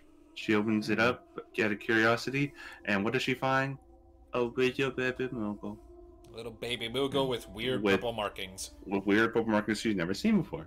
So she takes him home and shows to the parents. The mother instantly fell in love, and she's like, no, we're keeping him. Yes. Oh, yeah, the mother immediately just said yes, keeping, and then the dad didn't really have a whole lot of say in the matter after that. It's like it's kind of like those memes where the dad's like, I don't want a dog, and then you get the dog, and the dad and the dog are just the best buds. It's kind of like that. Yeah. No, just... And then, of course, there was the first meeting with Thanatos, and you can all imagine how that went. Oh god. It's like, there's a Moogle. Why is there a Moogle in the house? Another thing we were talking. I basically brought up where you three went off somewheres to get What's up? rejuvenated from this. It's holy boy emotions, man. God damn it. Stop freaking tearing eyes. Honey. Stop it. It's fine now. There's so many emotions. Han, you do so well to just putting emotion into Aeon, and then that just spreads. Mm-hmm. Yeah, you are absolutely awesome. That is beautiful. Hey, Yeah. the heart of the three birds. Exactly. The heart and joy. I don't know why. I love Aeon's creation. When I made him, I was really happy with how his character was and stuff like that. Just as I kept going and going and going, I don't know why I had this really good connection with his character. Because I have that personal fear, just everyone just all of a sudden just dropping me. No. Just all of a sudden, and it's no reason. I mean, I think lot we of all times- experience it now and then. A No lot one of wants to be times, alone. yeah, a lot of times characters that we make for stuff like this or stories really just kind of start reflecting some of our own personalities in there. And Right, I mean, what, that's how yeah, I mean, you're right I what you connect with know. You're right what you know, and who knows you better than your own self? Yeah. To be fair, both my characters are based on protagonists of MLP fanfics I've written. Mhm. With me, most of the time, my characters do come from partially my personality, but I do now and then adjust them to make them feel like their own person, like their own I mean, unique Alistair individuals. Was you? Alistair was Alistair was you. most certainly just Alistair was definitely my bumbling side. So you. And you. awkwardness. So, a good portion of you. Yeah. But no, pretty much. she wanted a Moogle for the longest I just wanted the time. Moogle just because I love Moogles, and then I didn't think I would have freaking such a connection with this one. But I I just- will. Mm, Go ahead. there you go. That's alright, finish up. I just didn't expect how much I actually fell in love with him. Mm. And now everybody's falling in love with him because he's literally the heart and joy of the group. Right? I will point out one thing about us. I mean, it also helps that Aeon is just fucking adorable. And just has the cutest Yes. voice. As Moogle tend to be. Like, you had us all wrapped around Aeon's finger? Paw? Finger? I don't know. The appendage. Well, the Stub. moment he said, We were all- "Puppy Goomba." We were all wrapped around Aeon's stub when Aeon went, "You don't want the lollipop, With Koopa." Pop Koopo. When that happened, we were Everybody died. yeah, we were done at that point. We were you had us. So, Mm. what were you saying, Darkness? Yeah, I will admit, parts of the character that I didn't intend because that's just my anxiety. It was literally the first time I took a part in like a great big massive D&D like sort of sit down. Yeah, like you and Hades were both pretty much brand new to tabletop RPGs for campaign 1, and look how you've Yeah, I mean, that's I was fair, a like, super noob, and my anxiety was a bit worried, like, oh shit, if I make mistakes, I might not be liked. honestly, again, like That sort of As far as- nervous shit. as far as Thanatos went, originally I tried to just make him more off of just the typical brooding, like, brute. And then more and more as we went on, And then I he got couldn't more find comfortable. rope. And then, well, that. As more and more as the campaign went on, he just started to become, like, the bumbling big brother of the group. he was a Like- himbo. He was an absolute himbo. Oh god. Oh, All right. Well, at any rate, Suppose with me, What's a I himbo? suppose with me, just build up my. a himbo is it's the male version of a bimbo, so kind of just like an oblivious but good intentioned guy. Mm. Hey. You were just an I mean- angry himbo. I think he was angry for like the first half. Yeah, And and he then you did. softened. And then you did his arc, and he stopped. Mm. And then he He just got again, into the butt monkey of the group. All right. Well, Which At any rate- I will quickly say now. I was going to say earlier about what you Oh. three missed. Now I've got myself a bit leveled. Plus, I want What's to up? get back to this wonderful picture. when I mentioned to Mystic and Ari that even Kanawa can help not tearing up, and was very anxious to accept the embrace, which is one of the key elements to her character, which they don't fully know yet, but Yeah, don't go The fact- spoiling shit for them, dude. I can't say anything else besides that. That is definitely... Well, whenever Domestic you're motion you required for feel. hugs, I will take hold of your tail and I will pull you in. Yeah, that whole thing was like just a party-wide breakthrough, I think. Mhm. It was, definitely. All And right. the speech leading up to the hug is And just again, wonderful. progress. The dragon and the Moogle are getting closer. I was It's- not it's expecting. progress. We're only on session 10. I wasn't expecting that conversation to happen for a while. Yeah, that Yeah. drops. It just fit. It just happened. It just kind of spontaneously happened. All because Hades decided to summon Tyr to be in on the conversation. If you hadn't done that, none of this would have happened. Yeah, you guys would be none at of it sea by will. now. Probably not. Like, I just figured, like, I honestly just called Tier 1 because I feel like I know, like, the whole thing of, like, he's not supposed to be in cities so people don't get freaked out, but, like, we're gonna be leaving soon, and then them just saying, okay, it's a dragon. Here's the dragon. You don't need to worry about it. He's with us. I would say is the most best thing Cassandra could ever have done right in that point, because now it's also a lot of weight off Kanawa's shoulders, knowing that finally they're getting along. They're not fighting. This is progress. Right. Anyway, And- I am going to go ahead and go hit the restroom, and then when I get back, let's say you guys would go ahead and pick this back up. Yes. Yep, I am emotionally stable again. All right. I'm So Oh I'll be yeah, right back. oh yeah, slavers, people to kill. We should do that. People to get. Not kill. Oh, Rose not Rosa hopes not kill, but well, we'll see how that goes. Yeah, that may not pan out. Yeah. So Aeon thinks of Rosa as a sort of pseudo sister. Well, we keep saying Sandra says it all the time.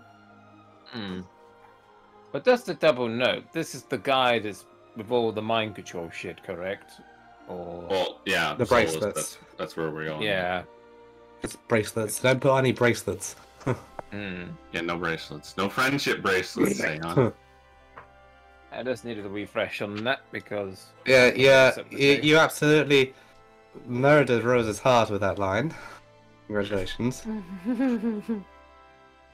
I didn't know how you would feel about like me bringing up the knife like neck thing. Like that's, I'd say that's been a thing that Han and I have talked about, like just with us, of just like how Aeon feels about like thinking, oh, it was his fault that Rosa. I mean, I had wondered because I mean we've discussed our character on points that was a thing that happened with Aeon being difficult. I know Look once at we it. soon jump back into it. Maybe we'll soon Maybe- get back into it. But Rosa hearing that, it's made her feel freaking awful that Aeon was apparently blaming himself. Oh, she feels awful for it. Oh yeah, like, what do you expect of that? Hearing that Aeon blames himself for what happened to her, what do you expect? Rosa to blame him? No, okay, no, I know what. Okay, I thought him saying like that he blames himself like made her feel bad. I didn't want her blaming herself like it was her fault. All right. No, not like that. She just didn't like that Aeon was blaming himself. Okay. All right. I'm So- back. Welcome So, back. Okay. So, resuming back. yeah, into give the me just a session, second here. Give me just a second here because I am imagining that what's probably going to happen is that there will be some slight editing in post just to like trim out the intermission sequence. Yeah. So I'm just getting the best. the rough timestamp nailed down for Tom's benefit. I'll put it in chat for your benefit. Intermission stop roughly there-ish into the video.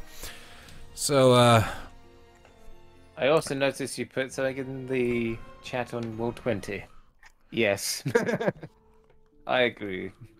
New goal. It needs to be. Oh God, Han, please. No. I am Don't so look- sorry. don't It was look an at the chat and unintentional roll tongue 20, don't look at twist. it. no, Now it's fine. turning into a course. I'll do Wait, it. what?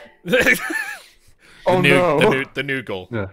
Oh. The Moogle noodle. Dear God. Anyway, Han, please. so What have I welcome done? back. We are we've taken a little while. We've caught our breath. We are still rattled, but we're stable now, so let's go ahead and jump back into the game, shall we? Yeah. So, as I'm sure everybody is coming out of the hug and and getting a grip on themselves. yeah. We'll say that, like, you spent, like, a fair few minutes just collecting yourselves and just pulling yourselves together.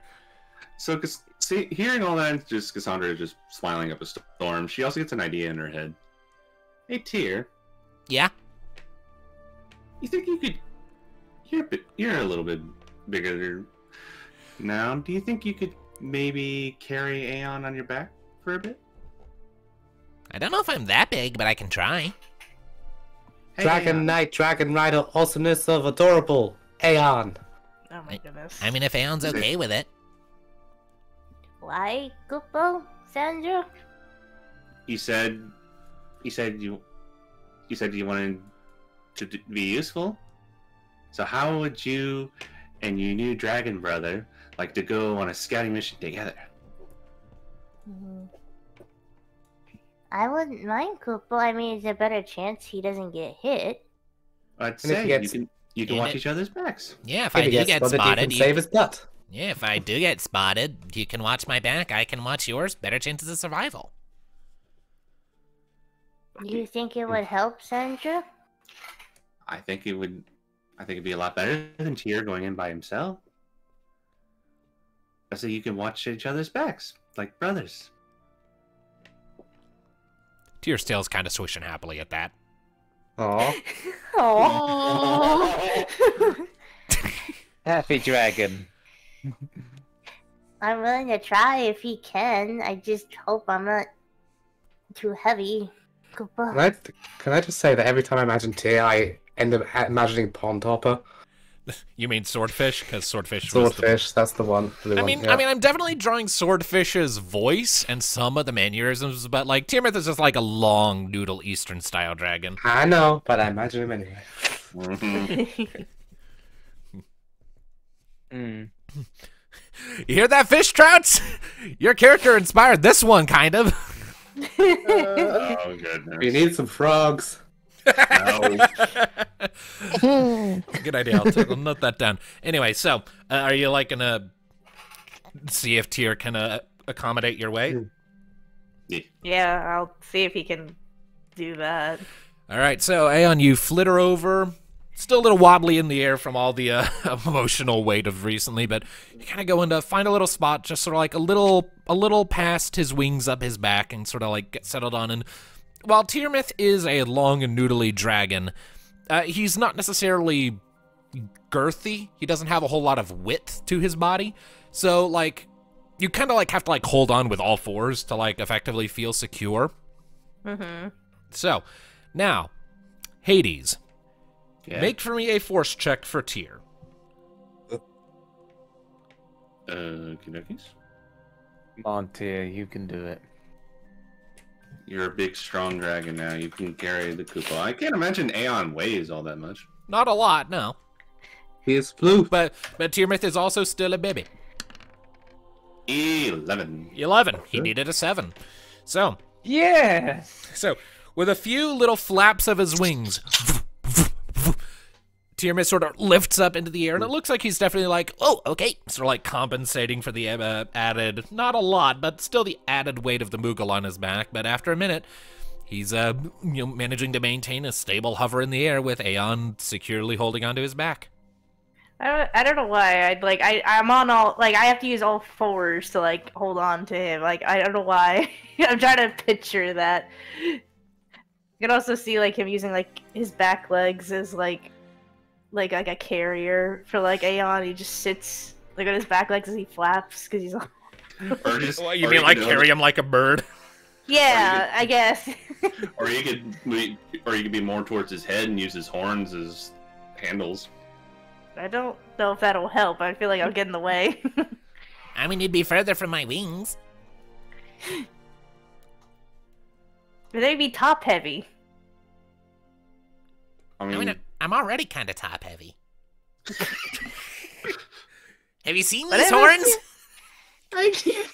Have you seen these organs? Have you seen the thing above my head? Whatever is comfortable for Tyr. I mean, I would carry you in my claws, but I don't want to accidentally, like, cut you or something. It's all floof. There's not much you can cut. You would be surprised. Hey, Kayana, the therapy worked. You did it. The therapy worked. Is that what all this was? I think so. But, do I still need to say the thing, Kayana? What? You don't need to. It's already been done.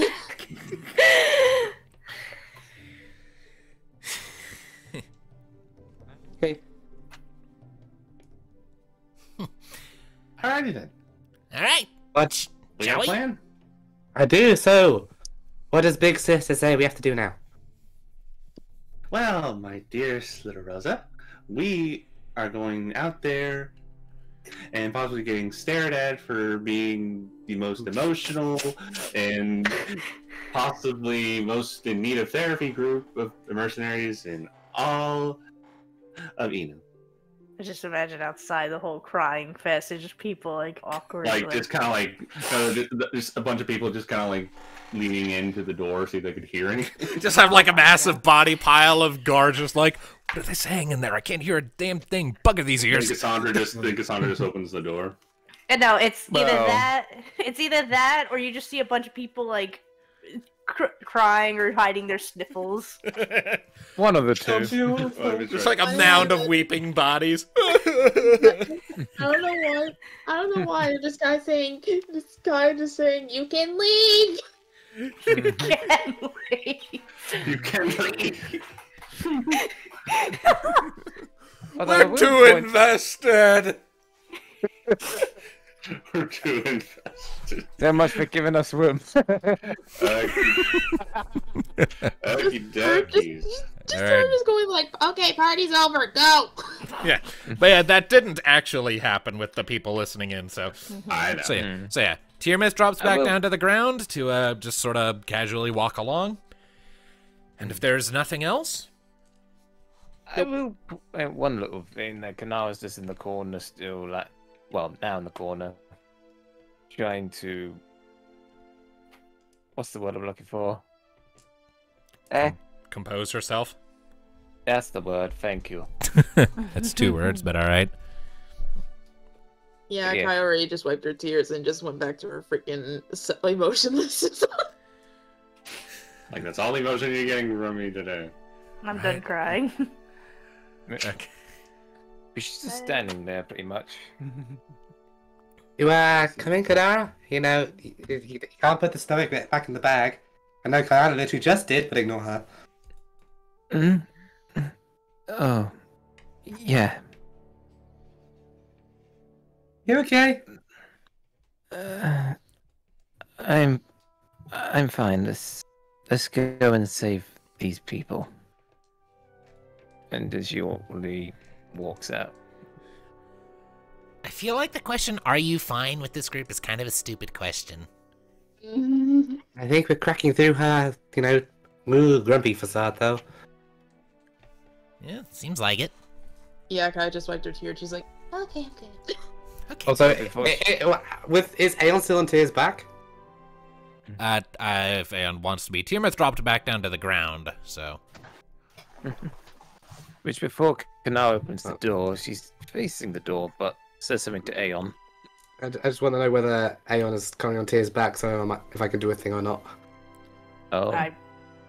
Sure, I'll still be on his back just Right. for shits and giggles. Okay. She's going to walk over to them and go, I guess an emotional support dragon can work too, and she's going to scoop both of them up into the usual bloody position and just kidnap them. Oh boy. These are You the are mine Rosa now. hugs, Tyr. Hey! You stole my Hey. move, you don't get to steal my dragon either. Too late. Okay, I'll take Sandra. Yeah, Kai's like, hey, share, let's go. Share. It's my turn. You can have them later. Kaina is such a tsundere. Mm-hmm. Anyway. Well, Kanar's about to open the door. She talks to Aeon, but still looking at the door. Aeon, Yes, Kuna? don't ever feel like you're nothing. You do mean a lot to us. But also, be yourself.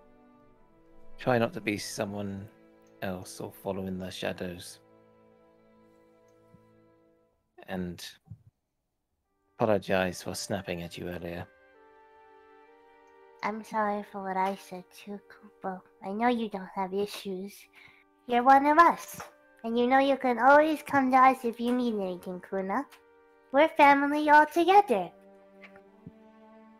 I just pricked down a bit from that, but then it's like, thanks.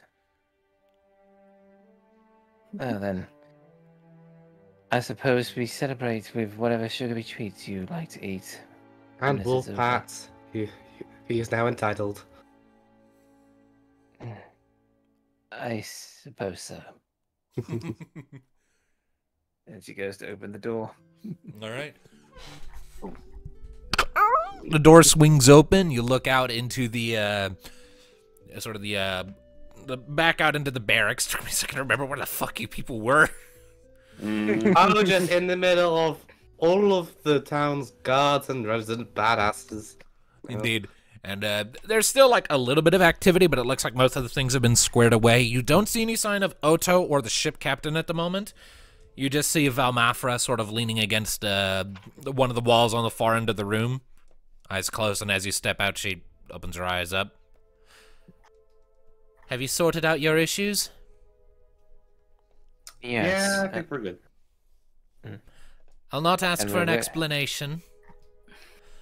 But I But do you hope know but I do hope something like that won't happen again while we're on the job.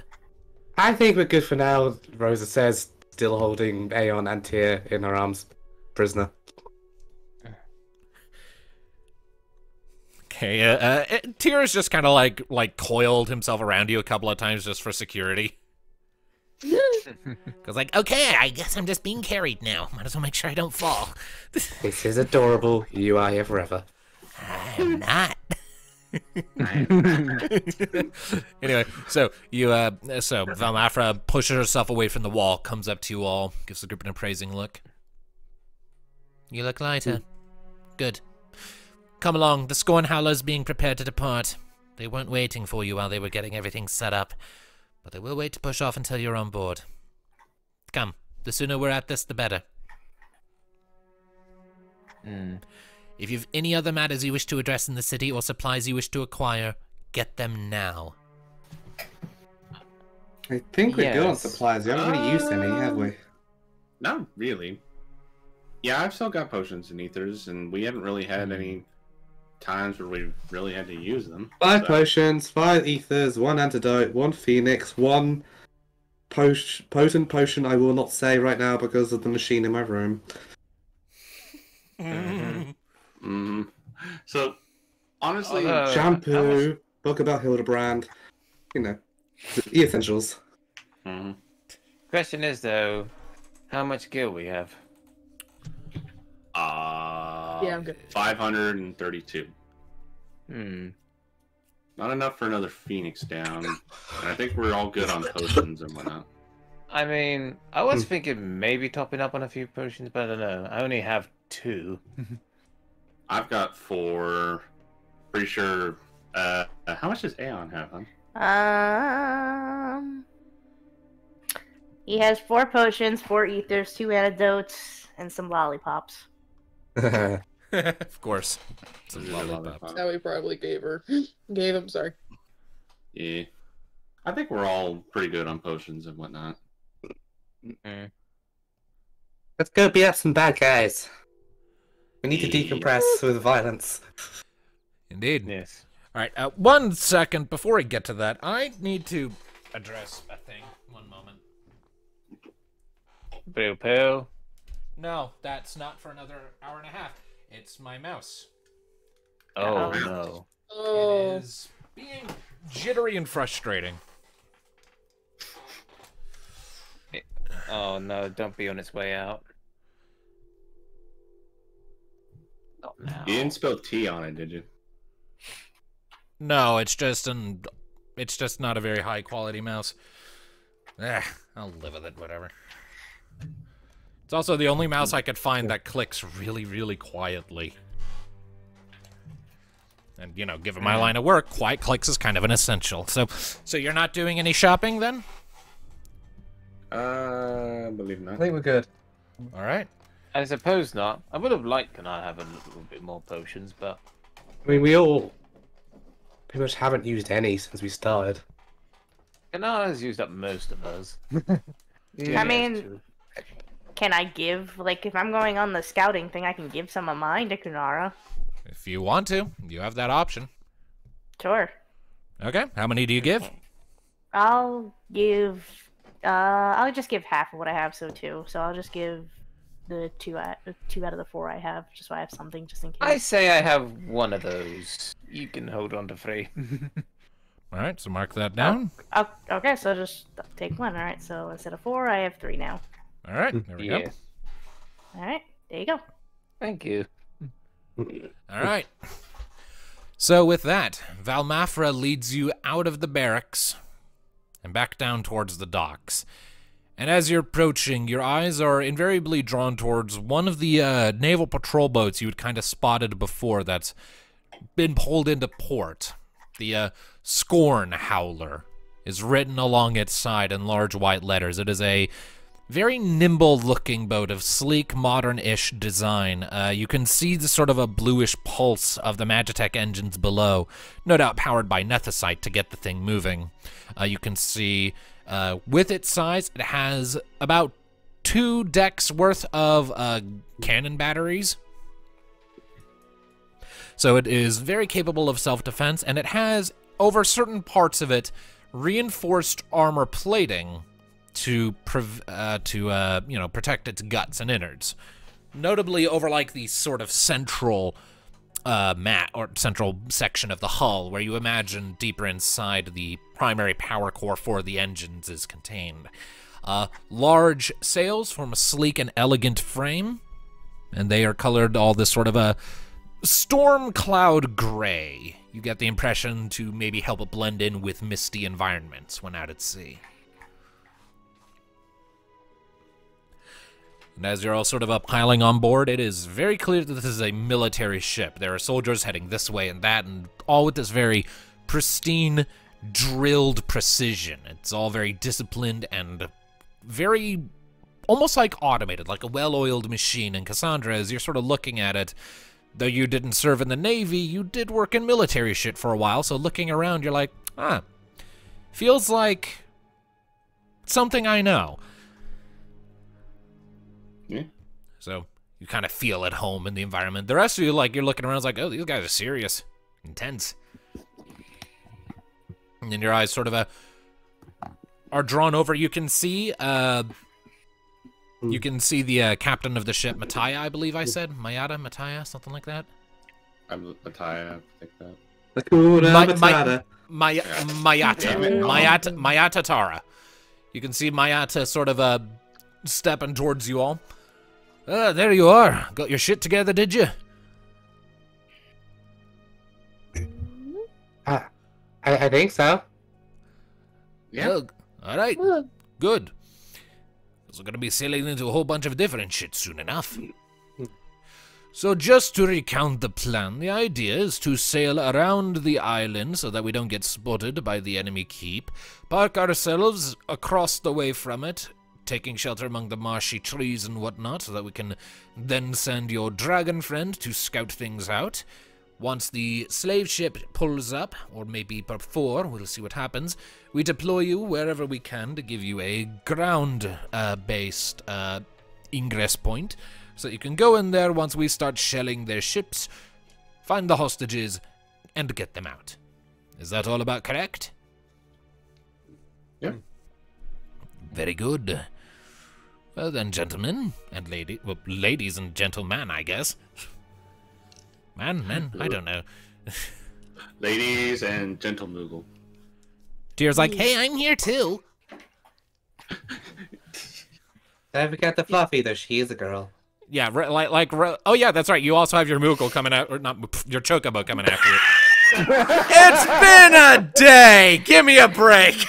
No, I just turned Aeon into a noodle, and now I gotta turn him into a Chocobo, essentially. Yeah, no, Fluffy is following you up, and it should be noted that, like, when you guys came out of the barracks, Fluffy was, like, immediately just, like, all over all of you, being all concerned. Oh. Fluffy is could best feel a Chocobo. disturbance in the force. It was like, I sense distress. Who hurt you? Who do I need to crush? Who do I need? Whose head do I need to splat? Yes. But yeah, so yeah, coming up onto the deck, I had nods at Fluffy. Go to bed, do you? Yes, she is best girl and deserves all the pats. Remember that. I don't doubt it. We don't really have a whole lot of jobs on the top deck of the ship that a Chocobo could make themselves useful in. That said, we do have a sort of additional power system down below decks that your Chocobo could probably be well suited for, just to keep them busy. Treadmill? What? Treadmill. Yeah, something to that effect. Generate some additional power that we can use to speed things up just a little bit. Make some of the systems a little more efficient. And again, it keeps your bird occupied. It keeps them from shitting on something important. Fluffy would never. She is too precious and good. But what about a girl? Want to go for a run? I'll go with you. Can you roll me 2d6, please, Tom? 2d6, alright. 2d6. Oh no. 5 and a 6. Fluffy just sort of... So just so you know, if you had rolled 2 1s, Fluffy would have just shat right on the deck. Okay. Oh my god. Mature.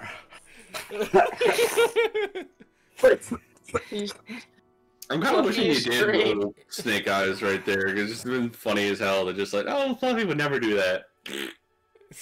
I mean, Fluffy is an animal, you gotta remember. She is best bird DM. Do not contradict me. This is Rosa we're talking about. She reckons she can communicate to Fluffy on a human level.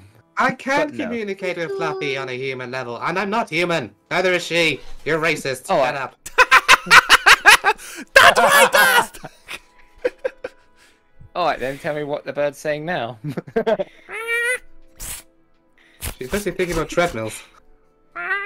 Sure.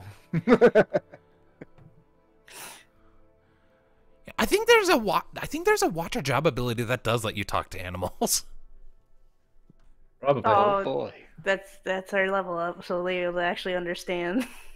So does that Actually, mean they're kind of like the druids of this I mean, universe? technically, literally between Fluffy and Rosa, there is a understanding there already, as she's part of Animal Companion. But with other animals, not so much. Yeah, it's called wild familiarity. Rosa can actually talk to animals. I Kind can of. talk to Fluffy. I can't talk to any other Chocobo. Yeah, but if you get the job ability wild familiarity, you can talk to wild animals more directly. It breaks down the Okay. language barrier. Doesn't make them smarter, it just breaks down the language barrier. That's kind of cool, actually. Congrats, you're a druid now. I basically just robbed it Kinda. wholesale from D&D druids, clerics, and rangers.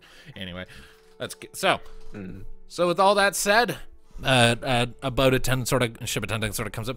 All right, let's go ahead and get you hooked up to the treadmill. She? She? Let's go get you hooked up to the treadmill, little missy. Come on.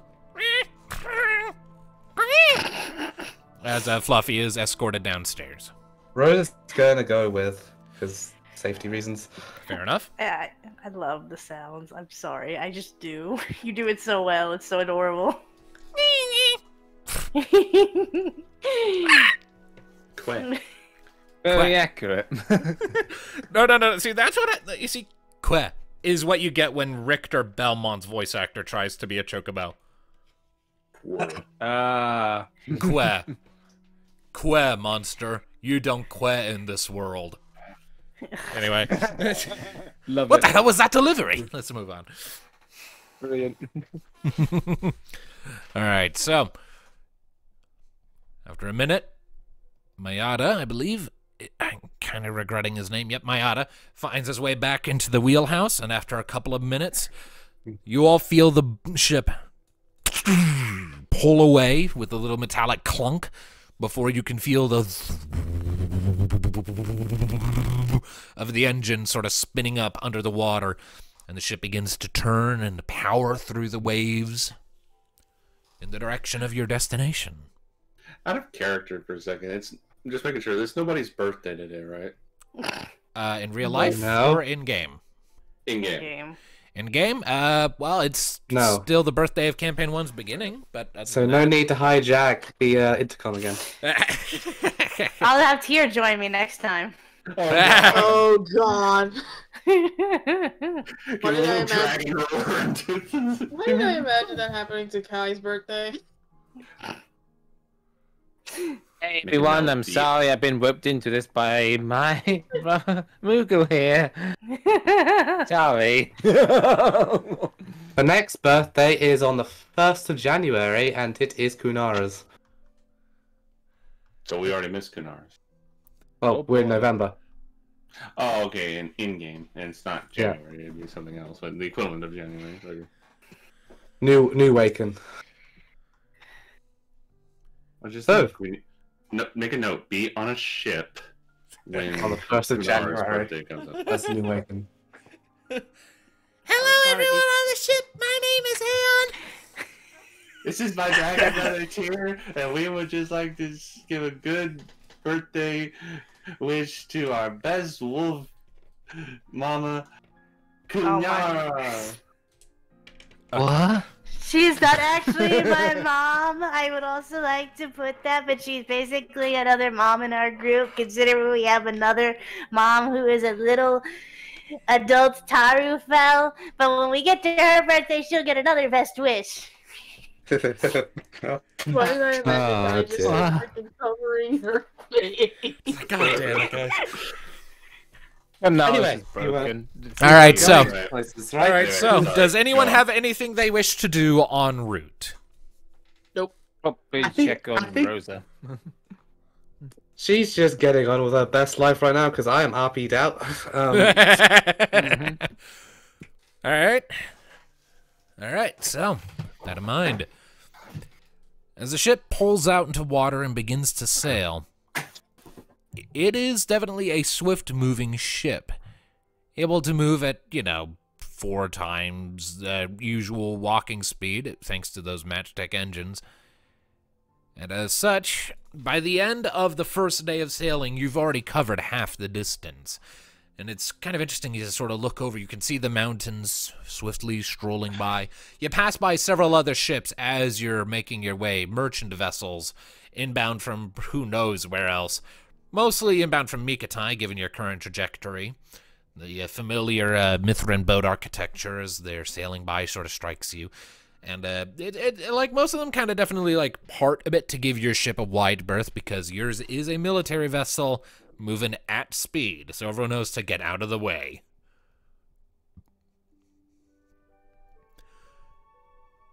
But that day comes to a close. The next day comes, once again, snowy weather, cloudy, freezingly bitter cold temperatures, even colder than the previous day, made worse by the wind chill of being up on the top deck. It is ill-advised to be out there with anything other than very thick furs to keep warm right now. Which Kanar's probably just at the balcony. Oh yeah, you're fine. You're a Lupin. You're used to this sort of climate. Yeah, she's just admiring the scenery of the ocean. I remember in session 1 you hated it. That is. Wait, is this one? Yeah, back in session 1, Kunara was not comfortable on a boat. Oh yeah, not comfortable with the whole shifting and the sound of the Magitech stuff probably going off. But when she gets up to the deck, it's like, actually pretty peaceful. Well, I imagine this game more used yells to at it by you, now. calling you puppy. Alright, well. Mm. Over the course of the second day, as you're getting onto its second half, the island that sort of rests off the shore of Lapinia comes into view. this densely packed, marshy thing loaded with tall, sort of sagging willow trees and dense shrubbery and underbrush, all tangled together in this hectic, chaotic mess of thorns and spikes and leaves that you imagine would be an absolute nightmare to try and navigate in any conventional sense, but does serve as a very good means of cover, especially with how many of the trees kind of loom out over the water at its most shallow points. Assuming you could find a place where you wouldn't accidentally beach the boat, it would work well for your desired purposes, most like. But night falls, as it do. By the end of the second day, you've almost reached the end of that particular strain there. Behave, mouse. Over the course of this next day, the ship begins to circle around. And let's see here. And at about here.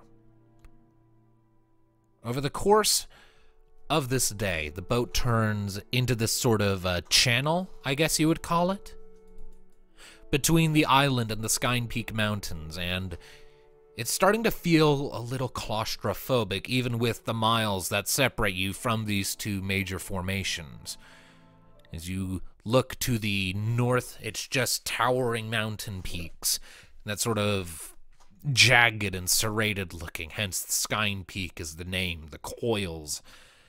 As you look south, it's just the thick, dense, marshy island, often outpouring little rolling waves of mist and fog from the internalized moisture of the pools and ponds.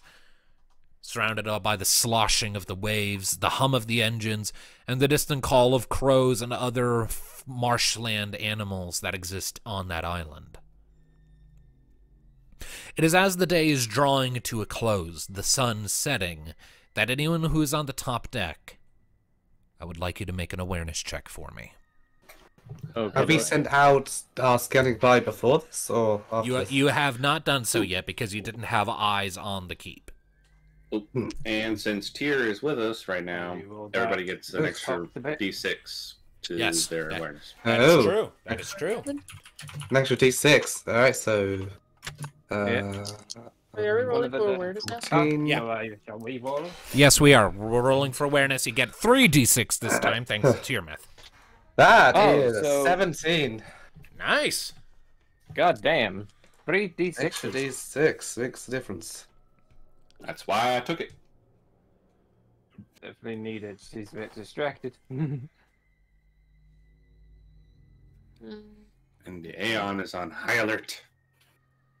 Yeah, making sure with mine I don't get the wrong thing. It's all good. What did you get, Kunara? Oh my god! Critical success. God damn! Okay. That's a crit. I got a 10. That's and rolled you got a crit. Okay. Well. Kai, like, damn. Okay, so, like, just about everyone gets it. Pretty much the only one who's even close to not getting it is Kunara because 10. Yeah, but she's a bit distracted still. But just about everyone else gets it, especially you, Kayana. Like, Kayana, you spot it before anyone else. As the ship is sort of hugging the island and taking shelter, lights out among the sort of willowed branches and the mists coming off of the marsh island, you look across the channel, and you can see, you spot before anyone else, the faint glow of firelight, silhouetting the shape of an old stone structure built into the side of a slope of the Skine Peak Mountains that comes down to meet the shoreline. Even from here, with that critical success, you can tell that this structure has suffered critical damage in its time. It is partially sunken into the long, sort of waterlogged soil. You can see a tower, like one of the towers that would frame a gate, sort of on the southern end, that has collapsed inward, toppling over, leaving only one tower left. You can't make out any details from this distance, but what you can see is more or less a tower that leads into some sort of collection of little stone, I don't want to say jetties, like little stone spires and little plateaus that you can only assume might be connected somehow, and the occasional little spot of firelight, perhaps from braziers or something, providing just the faintest bit of illumination. But in the dark, but from this distance and in the dark of the night, it would be very, very tricky for anyone to spot it. You catch it before anyone else, and you call it out. And all eyes are on the place.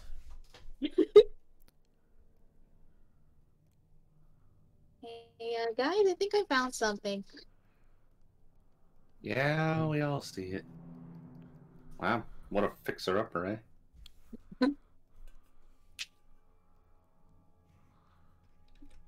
Yeah, quite for a tower.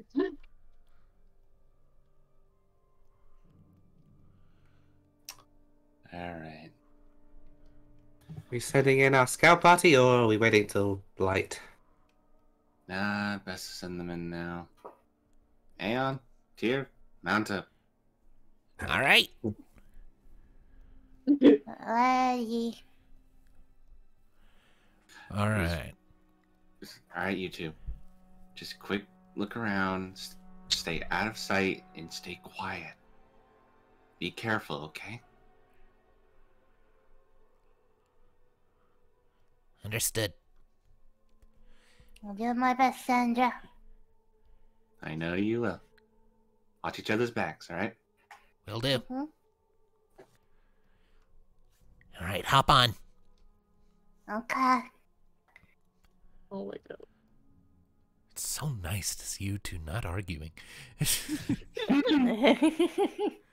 So, all right, so you hop on to Tyrmith's back, and after a couple seconds of him sort of testing his wings to make sure that they'll work in this situation, Tyrmith gives a little nod, and then takes to the air and takes you with him as he makes his way skyward and begins to cross the water.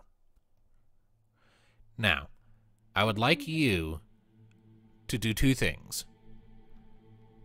First, I would like Hades to make a stealth check for Tyrmith.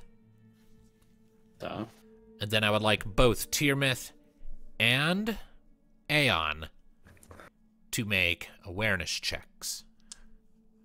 Okay. Do we get any extra to this, considering that from the eye in the sky and it's nighttime? For their stealth checks, I'll give them a +2 bonus to the stealth. As for their awareness, they already get the +1d6 from Tyrmith, so they'll stick with that. Go down to you two now. 12. 12 Mm. And then for the you need stealth. awareness from me. Oh, Oh, stealth. stealth, that's right. Aeon doesn't need to roll stealth because Aeon's not the one doing the sneaking. Aeon just needs Okay, you awareness. said awareness. Okay, that's yeah. thank you. Okay, so now I need, and that's still 3d6 because extra bonus. That's so nice. Oh, team's good. Not quite as good, but still good. Double 12. All right. All right, so in the dark of the night, even with the assistance of brazier light, while those rolls are good to earn you a description of a basic layout of the exterior, they are unfortunately not good enough to get you a visual map of things. Well, darn. So, yeah, you some details are lost from the dark because of the darkness. But what you're able to make out is that the keep seems to be built largely into a sort of a curving recess in a cliffside. There's only one viable ground-based path, and that's on the southern end of the keep's external location. At its southern end, you can see two towers, one of which is partially caved in on itself, and stretching between them is what once might have been a wall that could have housed a portcullis and gate, but that has since fallen in on itself. Beyond that, you can see a sort of open-ish platform loaded with barrels and crates and various forms of supplies. There is a scattered handful of little small stone platforms and islands naturally forming that are connected by wooden bridges that look to, in some capacity, snake back around, back towards the cliff face. There is a large gap of water that sort of divides the first section I mentioned and the other. And up on the northernmost edge of the sort of open space, you can see another tower which has one of the brazier lights. And as you're sort of looking, you realize that 2 of the towers do have people standing watch. And I need to roll something for them real quick. Alright. You can't make out any details of these individuals from here due to the distance and the darkness, but there are people standing watch in the southernmost and northernmost of the towers. As for a way into the keep itself, from this altitude and in the dark, it's hard to spot anything concrete. You're not seeing a whole lot of activity at present, but in general summary, there's sort of a linear winding path one would have to take to get to an entrance, presumably, but it is flanked by various archer positions, the towers and like. So it would be a tricky thing when assaulting on land, especially given there is only one direction you can attack from.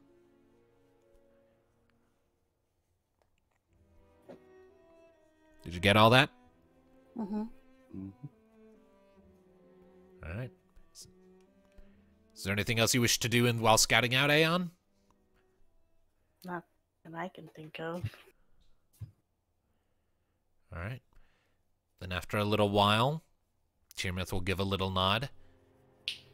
I don't think there's a whole lot else we can glean from here, not without getting closer, but I'm not sure I trust us to stay undetected if we get too close. I don't think so either, Koopa. All right. Let's just report back. Let's Yeah. be safe. Yeah, let's. Gives a little couple flaps of his wings, sort of rotates in the air, his tail whipping behind him like a whip. There's like a little as it does so before he goes flying back off for the Scorn Howler. And after a couple minutes, and after I'd say like 5-10 minutes, like it's not a short flight. Yeah, you had some distance to cover. You eventually make it back to the boat where the rest of the group is already waiting.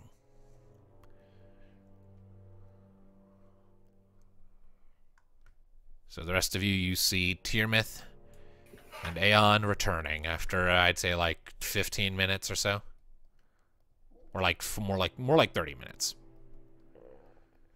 How'd it go, guys?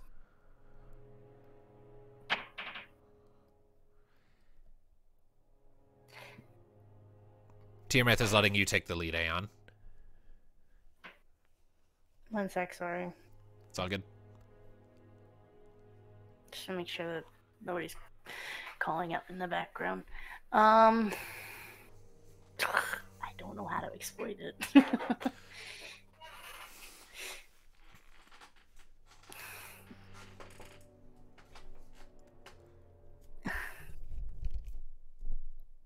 I could give a summary if you'd like. It'd be easier because I don't know how to phrase it. Yeah. Like how, in a way, kind of like you did. Yeah, so with Aeon and Tyrmouth kind of talking together back and forth, they summarize what they found. 2 towers down in the south, one of which has someone on guard. The platform just beyond those towers ends abruptly. There are a bunch of bridges that connect it to the next platform, which is overlooked by a tower on the north end. And there do appear to be various archer positions guarding the route to what would presumably be an entrance into the main structure.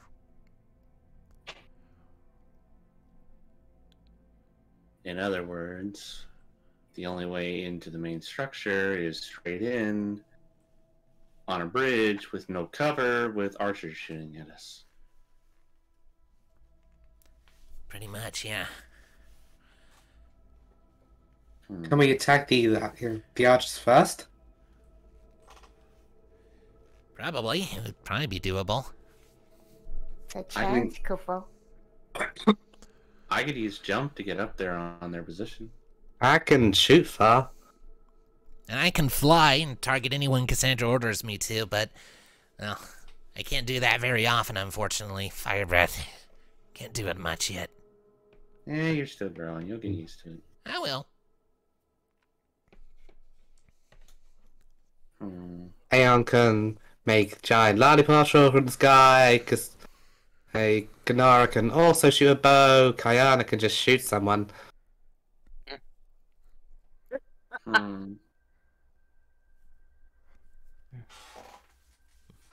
What do we have?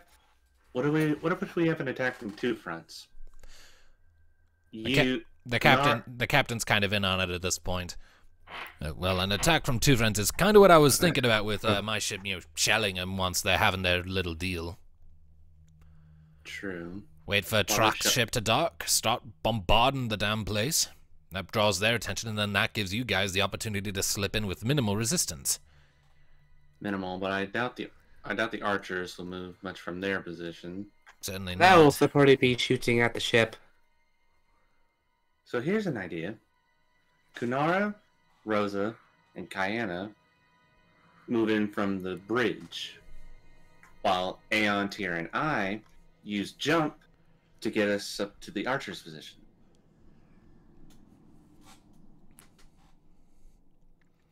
I mean, you're gonna carry Aeon up. Well, yeah. He and Tyr aren't that heavy, so it'd be not that hard. So two fronts, then. So while the majority of the ground forces are dealing with your bombardment, whatever's left over, Kunara and the others can deal on the bridge, and Aeon, Tyr, and I take out the archers. I would also, in our little group, be at the back, because as I say that as the squishy kitty. You're also the healer of the group, so yeah. Yes. Yes, healers stay in the back where they can make everybody better without getting shot. I've recently avoided having my skull split open by a giant man's axe. I will keep avoiding it. Very much. Wise choice. So, that appears to be the plan. All right. Well then, we should probably do some work to get you all into position then, shouldn't we? We're not sure when the merchant ship is going to show up, and we want to be ready to spring this trap at a moment's notice. We could try to find a place to sneak on to the mainland and wait for your bombardment once we start hearing the shells and everything going off. That's what I was basic.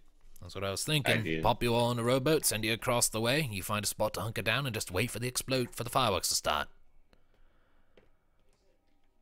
Sounds like a plan. All right. Now I just need someone to row the boat. Yeah. Aeon, Tyr, want to fuck up some archers?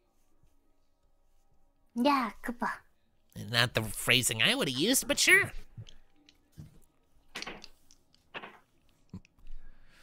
You know, I'm pretty sure Big Mama Dragon didn't give you leave to teach her child that kind of language. What Vidofnir doesn't know won't hurt me. No, Tyr might snitch on you. He wouldn't do that. Right, Tyr gives him this wicked smirk. I can promise only to wait until she asks.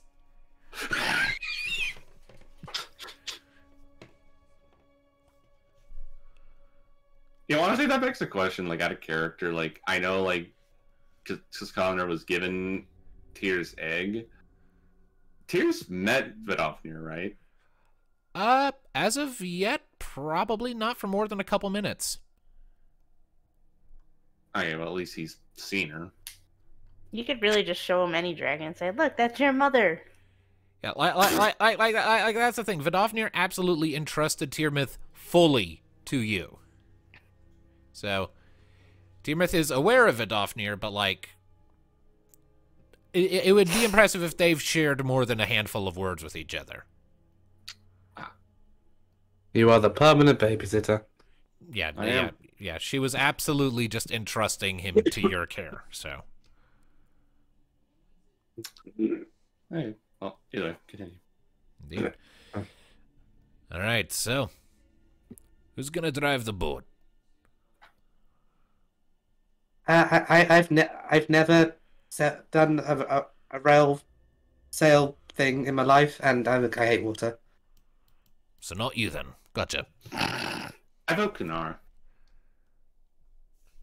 But she's just staring at the place at the moment, Deep Hole.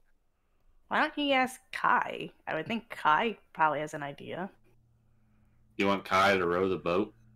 Oh, Yeah, sounds like the She looks like smallest, she can row the like boat. the smallest person row the boat. listen, Come on. that doesn't mean anything. She can be small and strong. Yeah, don't mock it. I was like, come on, Kai, let's do it. Row that boat. Someone's like, Tarufel are weak. Pippin Tarupin would like to know your location. I say she's worked with machines. I'm sure she can has some. She should have strength to do that. I could sing row your boat if that'll help.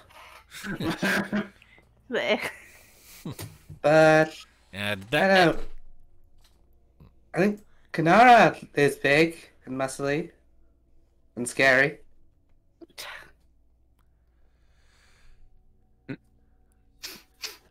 Which again, she's still standing there and it's a little bit out of focus.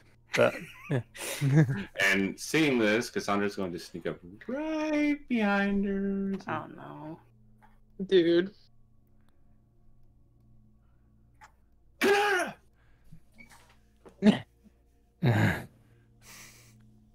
What? You're gonna row the boat. We all voted on it.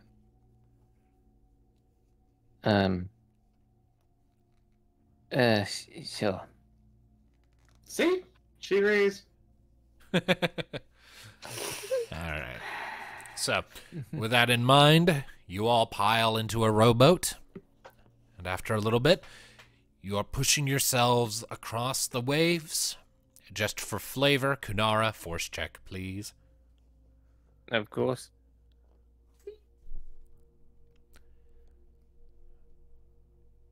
Not bad. Let's see what that number is. Because my force, I believe, was a 4, so 11. 11. All right. All right. So, you make pretty good time as you're sailing across the waves. Or rowing across, rather. And I dropped the D4. Oh no! Stop it! You dropped the what? D4. D4. Oh no. Yeah, I This got is it. not the C4. Shut up. So, and soon enough. How far away from the keep are you wanting to go? It looks to mostly be like marshland and rocky outcrops that sort of jut up out of the swampy terrain. So, and Kanara's the one at the row so Kanara gets say on that. I mean, just not in plain sight, obviously. Just like enough distance where we can still see and hear what goes on in the port, but we're out of like curious guard path and eyesight and earshot. Seems to be rowing in a decent location. Where she thinks it's safest. Now her head's a bit more focused again. Okay, we'll say like a couple 100 feet downstream from the fort. Mm-hmm. So you find a spot, beach up the rowboat, got it tied to a nearby tree that's just kind of sticking up at a weird angle. The ground is wet under your feet for like an inch before it meets something solid underneath, the rock beneath. So it's like you're stepping through muck that ends in concrete almost. It's this weird sort of sloppy feeling as you're trudging along, making your way towards the southern end of the keep, or at least a ways out from it. Making your way. Making my way. Mm-hmm. Make it aware. So, as it is, the merchant ship has yet to arrive. So, You have some time to kill if there's anything you wish to do before the fighting starts. I'm going to switch out my Blackstorm heirloom for Wolverine. All right. To get that accuracy bonus. Yeah, because I don't think... Well, I say I don't think we're going to be fighting creatures of shadow. That's unless we happen to run into Mr. Forgall, but I think that's going to be later somehow. No. Unless the DM hears me say that now and decides to fuck me. Well, I wouldn't fuck you. I'm straight. Metaphorically, you would, and you have, and you will do again. Literally, I was just like on my phone just to look at the text that my friend sent me, and then I heard that. Well, I wouldn't fuck you. I'm sure that. Metaphorically speaking, you have done, will do again. I'm sure. I see Kanara's sitting off somewhere, got the flint out and sharpening her sword a bit. Alright. Slowly but carefully. Alright, so as you're sort of finding a spot and getting hunkered down to wait, there's the routine sort of scraping of stone on steel as Kunara is sharpening her blade.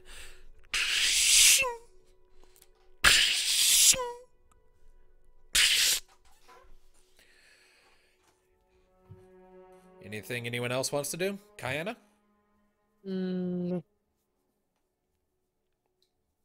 That's a no. Okay, so just waiting patiently. Yeah. Doing your tinkering as Yeah. Right, so, and Tiermith is making it a point to remain close to Aeon right now. Rosa starts reading the book about Briard and to go, huh, all that just from a sneeze. Seriously? oh Oonga. Oh! Funga. Oh my gosh. Who would leave bombs in fruit? Oh no. Hildebrand. Why? Why the Hildebrand? Do not make me go insane again for that. Do not infect. Specific the- instructions for the Mandeville. Huh. Oh no. Okay, so as you're waiting and waiting and waiting, we'll say for purposes that you kind of start it's gonna be a long night. So after a while, Tiermith is like, We should probably get some rest while we can. Imagine it's gonna be a rough fight in the morning. What? Kanara at this point is still sharpening the weapon, but also slowly starting to stop.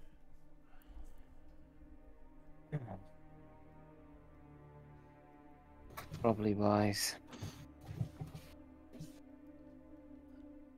should we get a watch Although- rotation going then?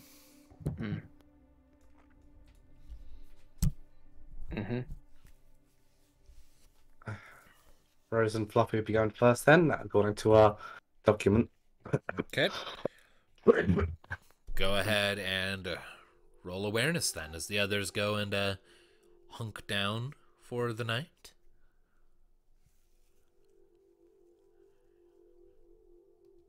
12.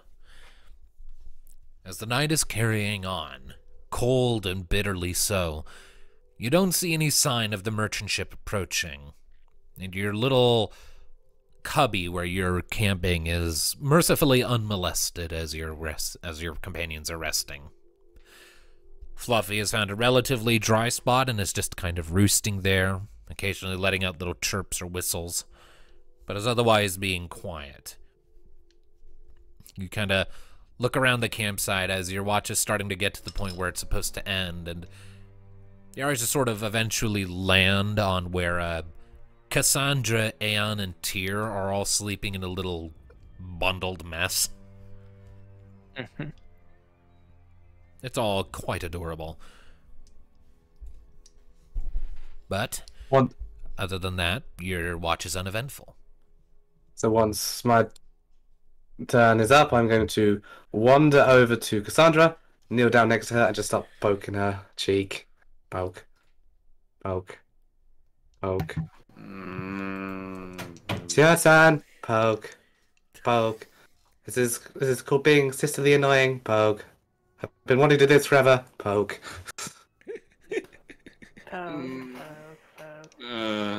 Poke, poke, poke your sis gently in the cheek. Rosa, just 5 more minutes. Poking more fiercely till she wakes the fuck up. Merrily, merrily, merrily, merrily, Rosa's in for a slap. After menacing her, she's just gonna brush her tail over her face to make her sneeze. Turn her nose. I will start doing more cat stuff.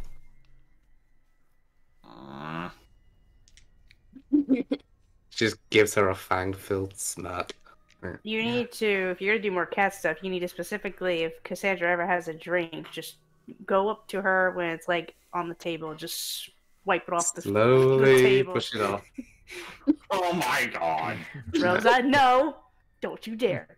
She's never working on any documents, just jump up on the table and just sit on them. Let's hope she doesn't get spooked by cucumbers, thinking it's a snake. Doing! Alright. Guess it's my turn for watching. Mm-hmm. You and Tyr.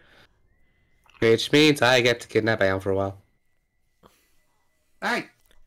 Yeah. But if you're watching, who's going to be doing the hugging? He So can you are watch coming with me. me to the safety of under a chocobo's wing. Soon ends the Moogle and Dragon issues. Then starts the Cassandra and Rosa jealousy for Aeon. And Long Like, of a protracted custody battle it'll be. Cassandra just gonna puffs out her cheeks and says, You can have him back when it's... What, Kayana's turn next? Yes, Kayana's turn next. Or you can join us under the wing. It's already warm. Night. Oh yeah, that's another idea I see. It's just like Kayana's like, look, I'm taking the Moogle away until you two can share properly, and then I'm secretly just hugging him myself. Why does that? By the way, nice work on the artwork. Thank Good you. yes. You're welcome. What? Did something get drawn while I wasn't looking? Yeah. It's yeah. the new- I think you're Oh, gonna like it. nice. I like the fog effect. Yeah, nice. It's the best I could do with being sick, so. Yeah, hey, I like it. It works. Yay! It works. Makes All him look the menacing. rubbish and freaking what was his name? Farm or something like that. Farm. something Anyway. like he was just the big dude with the axe that we kind of bullied. We don't really care for his name. Big dum dum that he was. The big He dumb was dumb. so freaking oblivious. He was. Uh-huh. That was a critical fail's fault, not his mind score's fault. Anyway, awareness check from Cassandra, please, with an extra d6 because Tier Myth. At least Dum Dum keeps his gum gum. Oh dear Understood that God. reference. Ikambokam. 13. 4, 4, 2 plus 3, so 13. All right, so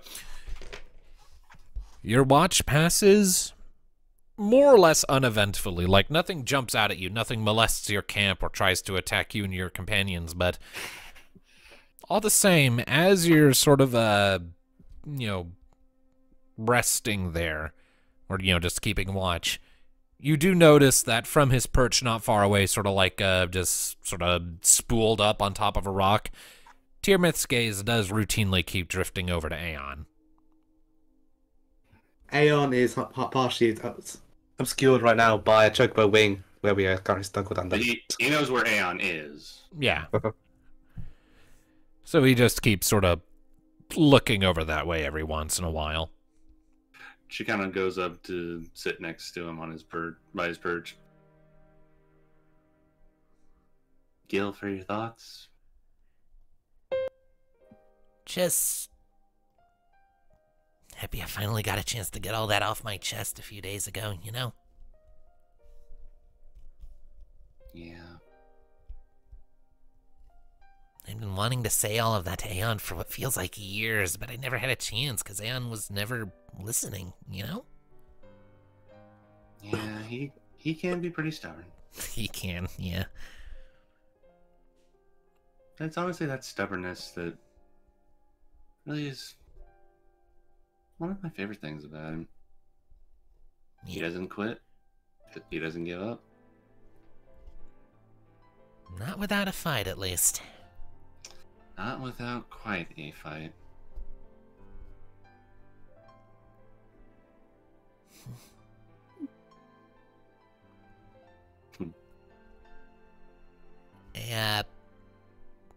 Thanks, too, For what?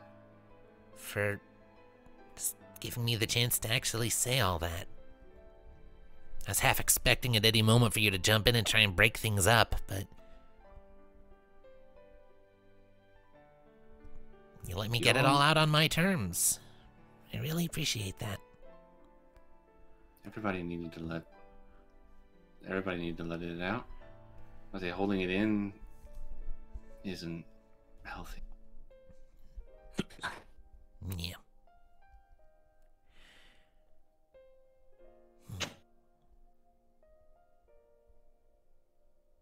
And you're always free to say what you want here. You're Maybe our friend, not my pet. maybe I am now, but it wasn't like, it was more that I was worried that you'd be afraid of a fight tearing things apart and preemptively trying to stop us from, working through it. I don't know, I'm probably being dumb. She kind of pets his head. Yeah, it's not. I've always been kind of afraid of causing more harm to our family.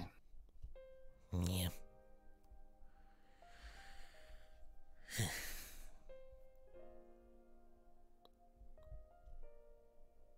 How do you think Mom's doing?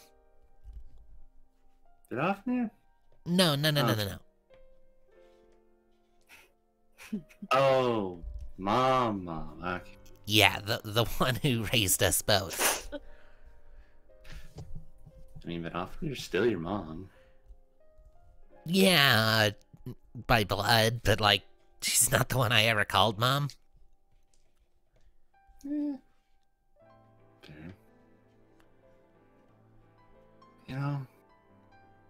I wonder that sometimes. Maybe after all this, we can write our letter. Maybe just go and pay her a visit in person. Sure, they're like, hey, your two squabbling kids finally made up or something. I don't know. She'd probably bake you all a cake for that. Oh, I like the sound of that, his tail's wagging. I know. It's like sprinkle some bacon on it. You and bacon. What? I'm a dragon. I need my proteins. The bacon of all things. I mean, you get into the pig's pens one time and there's pitchforks and torches and it's all just a big thing. We had to run for our lives. I don't even think I knew what the word run meant yet. You set the barn on fire. Yeah, because there was a guy trying to stab me with a pitchfork and I hadn't even killed the pig. I'd just eaten an ear. Pig couple? Hey, go back to sleep, Aeon. It's fine. Back to sleep, bacon.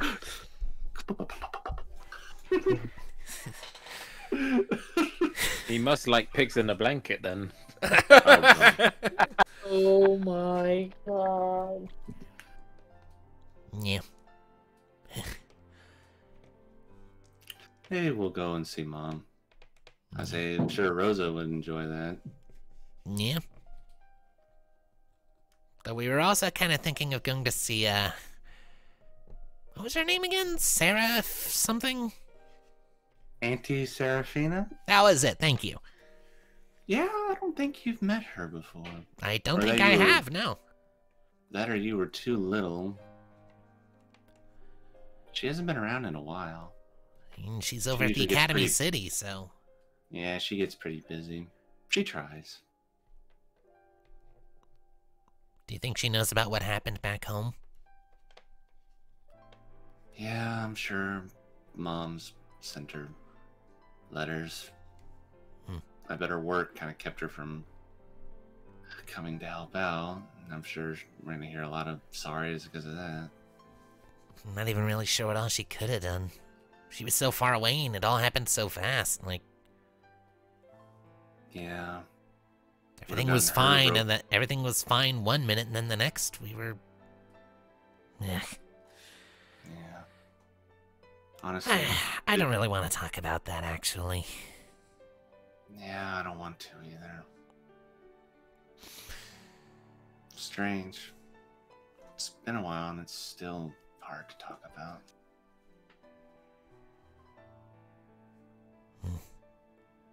Yeah, well. His eyes then sort of drift from Aeon to Rosa.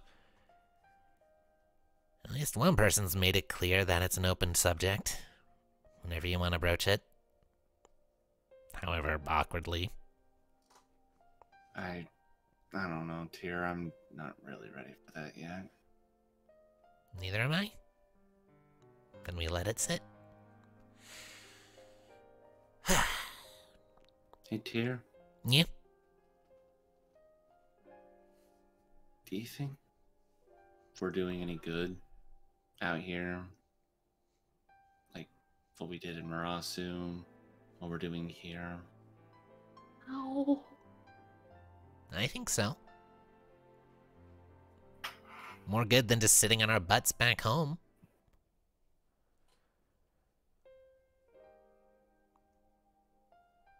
Yeah.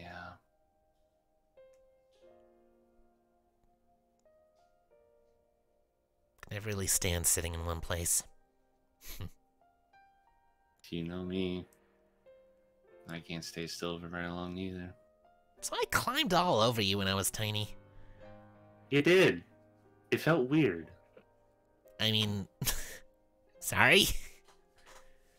I mean, really, the first time your claws tear into my brand new shirt that I bought. Yeah, sorry about that. I don't even remember that, actually. I'm pretty sure that only happened, like, right after I hatched, didn't it? It did. And then I started to learn to watch the claws and make sure not to wear anything expensive around you. And then Aeon tried to throw me against the wall like an angry fish. He did. Oh, that was fun. That would have broken my neck if he'd succeeded, you know. Yeah, you're a dragon. You're tougher than that. I just hatched. Yes.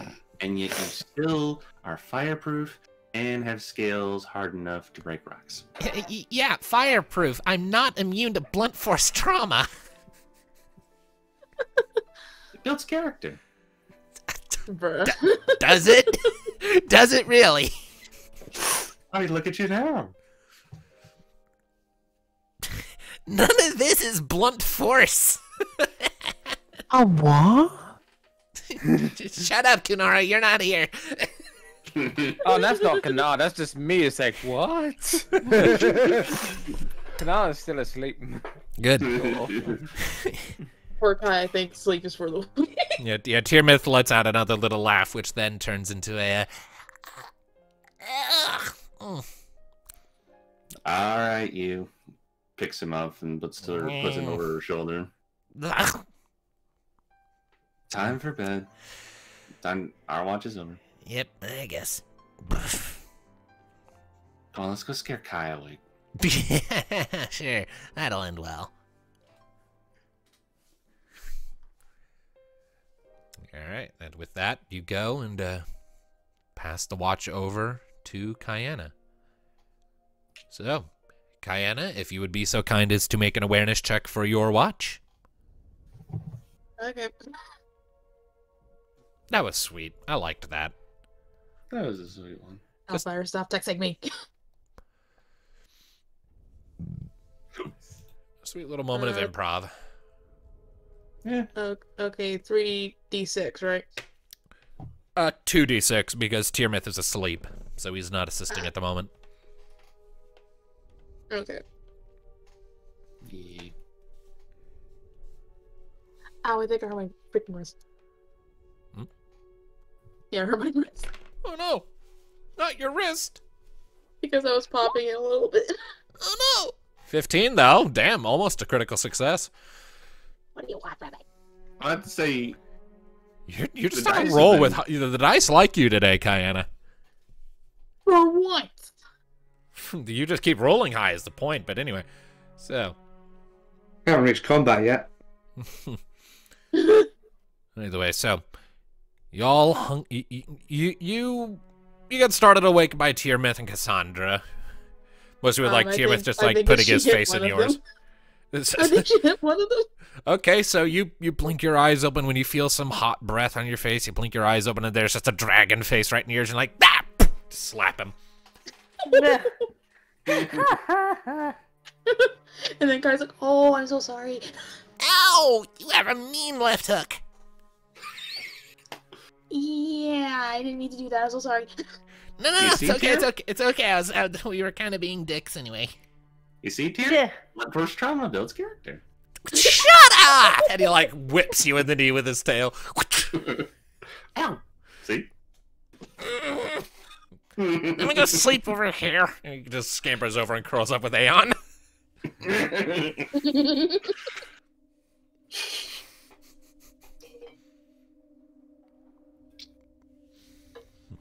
Alright. Following that, Kayana, you take your watch. And it is, and as said, cold night. Kind of have to wrap yourself up in a couple layers of blankets just to keep warm as you're looking around. Occasional snowflake drifting down through Did you guys set up a campfire or no? I would probably say no, considering that would probably That give away would our alert position. attention. Yeah, so it is really fucking cold, and you have very few sources of light, so you're kind of having to squint into the shadows beyond your little cubby. But your watch is mercifully uneventful. Nothing comes out to hurt you. Nothing comes out to attack you. That said, you do feel a little buzzing in your pocket. Yeah, Kai is like confused as she felt it. All right. It's a familiar feeling. You felt it before. And she kind of looks at his pocket. Okay. So you reach into your pocket. You pull it out. And this isn't like super duper long into Kayana's watch. So Cassandra, if you could make a awareness check for me, please, to see if you can spot this.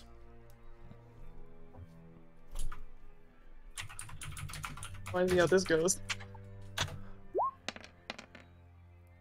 10. Okay. And Kayana, just for purposes so we have a DC, could you make a stealth check? So wait, something was buzzing in her pocket? Yeah, and then she pulled it out. And we're just seeing if Cassandra notices. 2d6 and what else? Your stealth skill, if you have any. If not, just a flat 2d6. I'm looking. It's in alphabetical order, so I have none. just a flat 2d6. Stop texting me, people. All right, so with that 8, Oh, God. Kayana, you just for purposes actually. Cassandra, Kayana, if you two could join me in the Hall of Whispers. Oh, boy. Oh, God. Uh-oh. Alright. It's secret time. Oh, yay. Yeah. We might not be here for very long. It ultimately depends. Is it?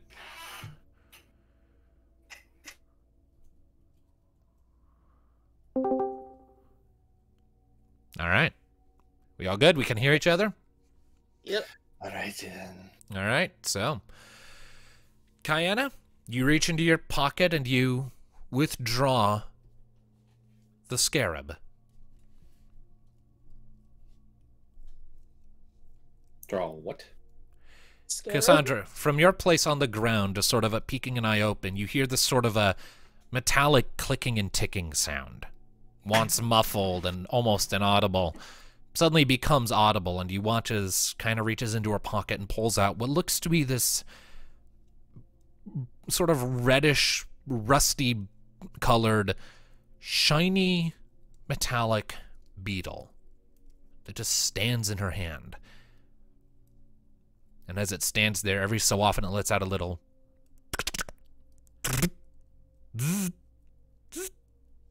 and like holding at Kayana, you can see that little bits of its body are sort of shifting around and adjusting. Wings sort of twitching on its back. The carapace, that just sort of adjusting itself, shifting around. Oh, now what? You never really know what this thing is doing when it's doing this. It's like it's just adjusting itself at seemingly random times. But it's weird. Every time it does, you can't help but feel like you're being watched.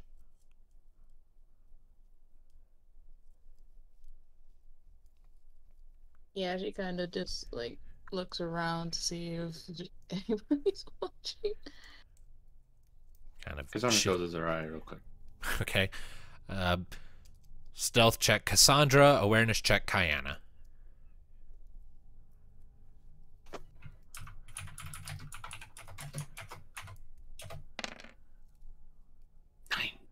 9. All right. Yeah.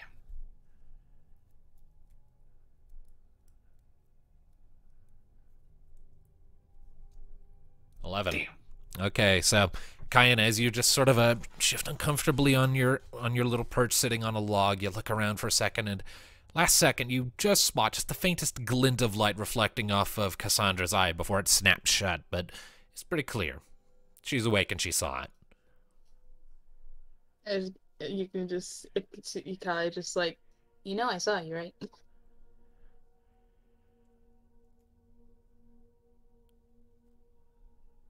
I don't know why. I could just see her grab a stick and just poke her with it. Okay, so Kayana, you like actually just grab a stick and poke Cassandra with it from a distance. Yep. All right. Damn. All right. Okay. What the heck is that? It's a scarab.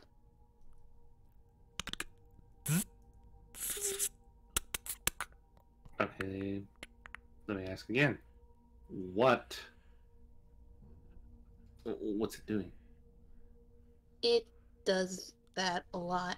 That's what I'm trying to figure out. Figure out.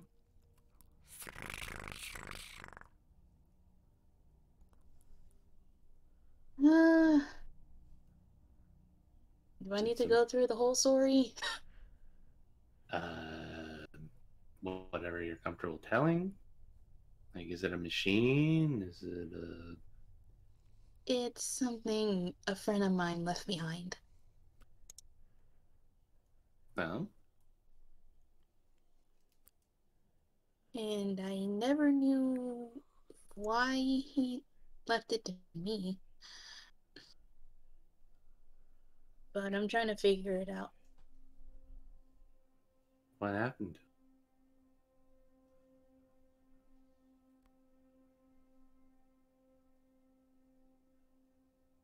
Yeah, she kind of went silent for a bit before she sighed. He is no longer with me. Oh. I'm sorry.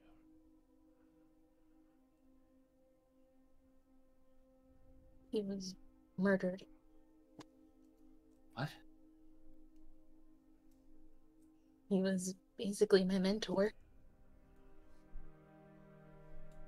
And my only friend.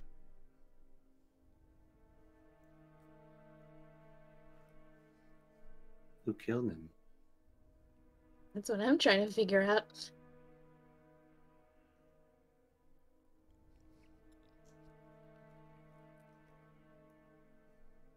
Is that why you don't want to go home? I was when I got there, all I'm reminded of is of that day.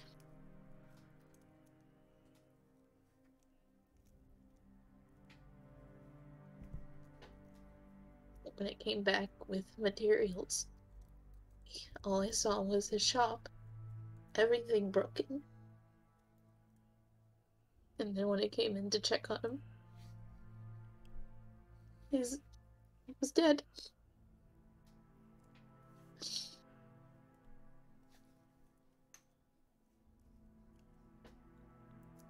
Oh, Kai.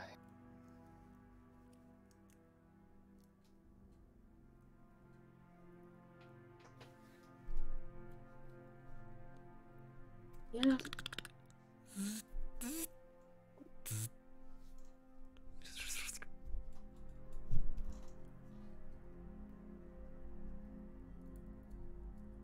Any idea what this thing is? Again, that's what I'm trying to figure out.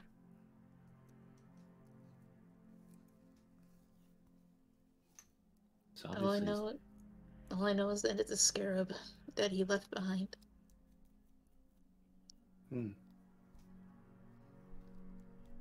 I don't know anything about machines or stuff like that.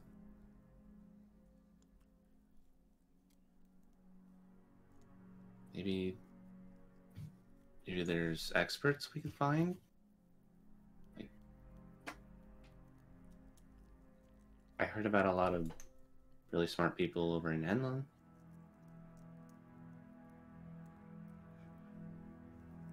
Yeah. Yeah, that will work.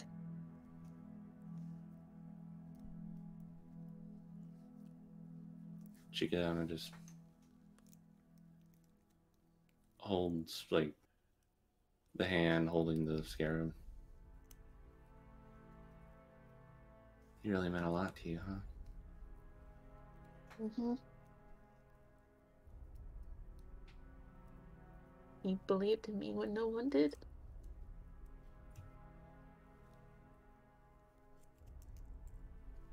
I know that feeling.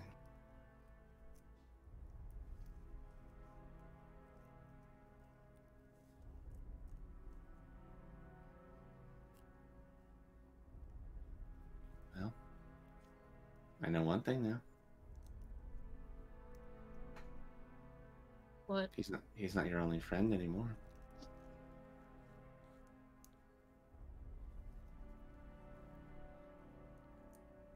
Yeah, true.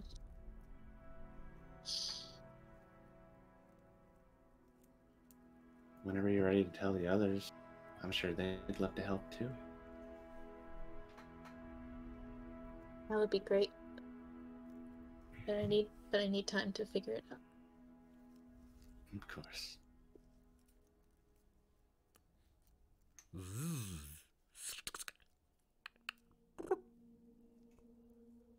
Okay, well, the noises are kind of creepy.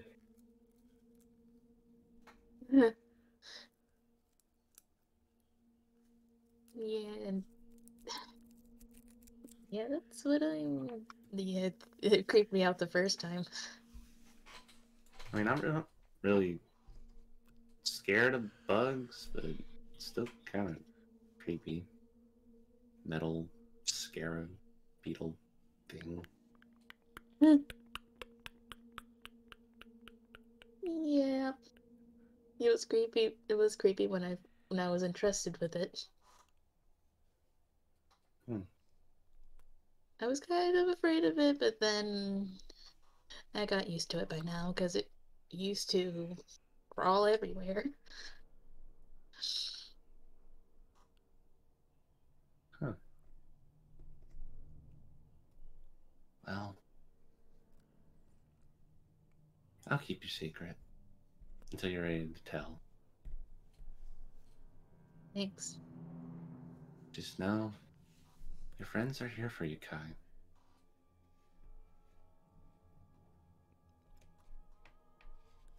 I'll keep that in mind. And Kai?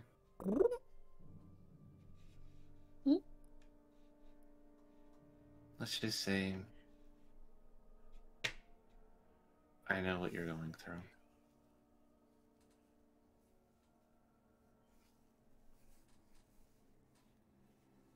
Thanks, Cassandra.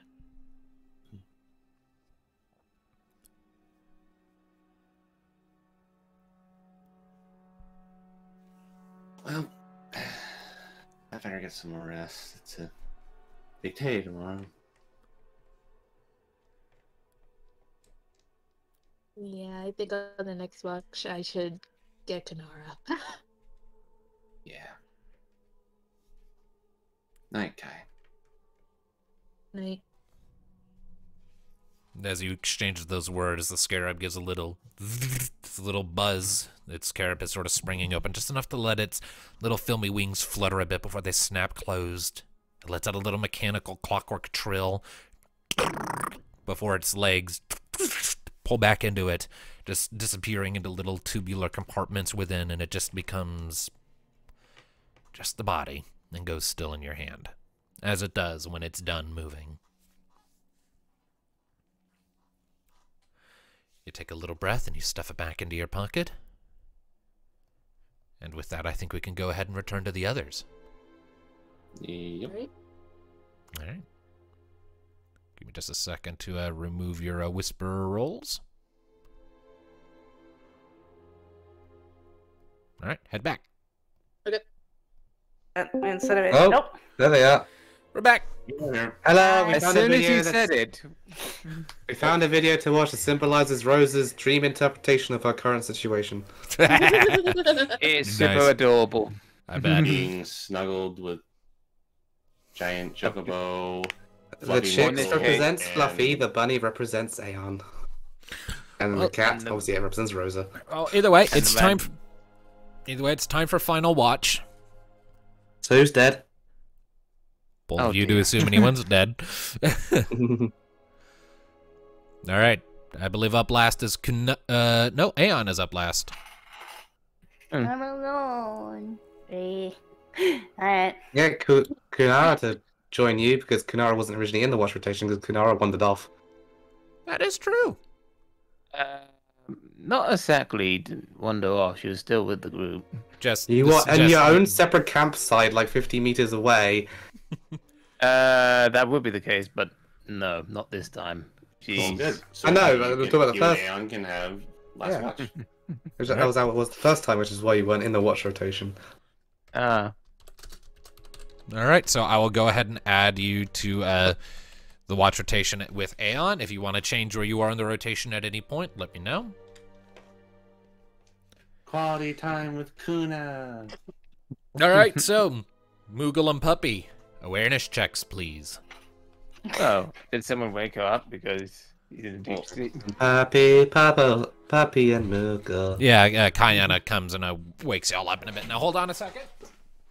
Okay, here it goes. So, Yeah, my bunny. yep. Take a bell. Mm-hmm. So I reckoned that would come up. No. All right, so yes, Kuna and Aeon, awareness checks for your watch. For some Alright. reason, I imagine Oh, how Kai damn. wakes. And also, for some reason, I imagine Kai just gently shaking Aeon, and she's like, "Aeon, can you wake up?" Cool. Well, is it my turn? Yeah, you get to be with the puppy. Oh, Don't take my. Sandra's not up.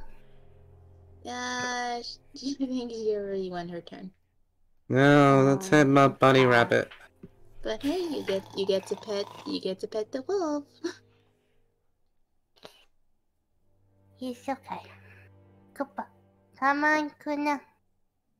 And after she said that, she just pats his head.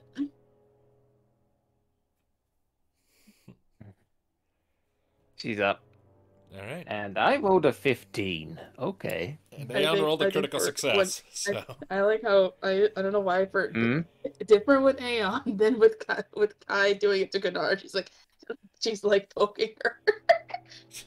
Anyway. Aeon She rolled just a would've hit her, critical just like, Here, success. get up. Yep. Anyway, so with Aeon's critical success and Kunara's 15, your collective watch is mercifully uneventful.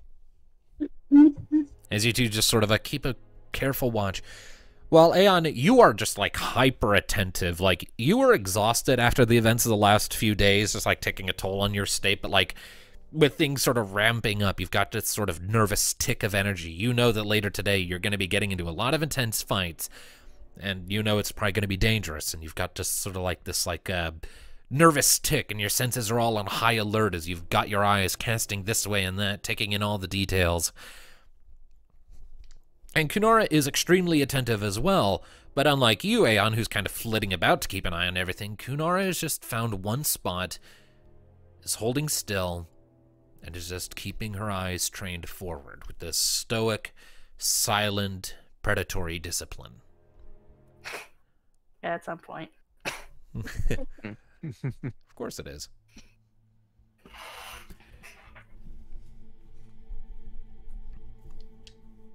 But as your watch draws to a close, if there's nothing you wish to do during it or any conversations you wish to have,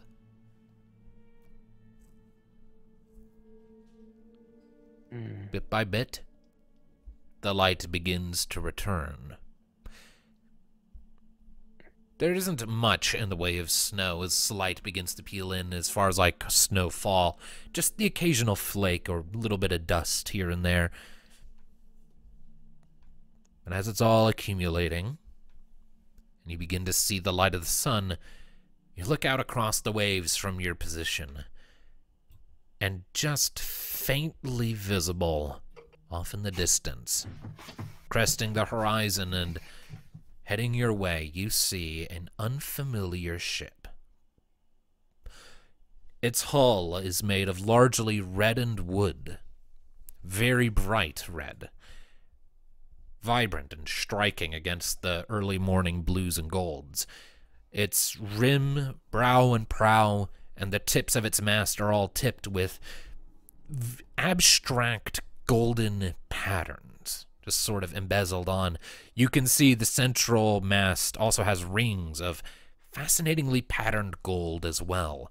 On the tip of the nose bit, I forget what you call it, you can see this sort of abstracted depiction of a winged sphinx sort of built into the front of the ship. Empty eyes training forward, and the sails are not just plain white tarps that catch the wind. They are decorated. They are colored, showing off scenes of a blue sky lit desert sandscape, rolling dunes marked with the occasional mesa as it's slowly pulling in. A foreign design of ship that is making its way directly for the keep. And it is upon that note that we shall call it for the day. Oh. So, that was a lot. Yep. Yeah, my voice is dead. Oh boy. This whole session was a lot. Happy New Year, everybody. Happy New Year, everybody. It took us a second to Happy kind of New get back Year. into our stride, but once we did, oh Hit man. by a fucking bullet train. I Oh, exhausted. yeah.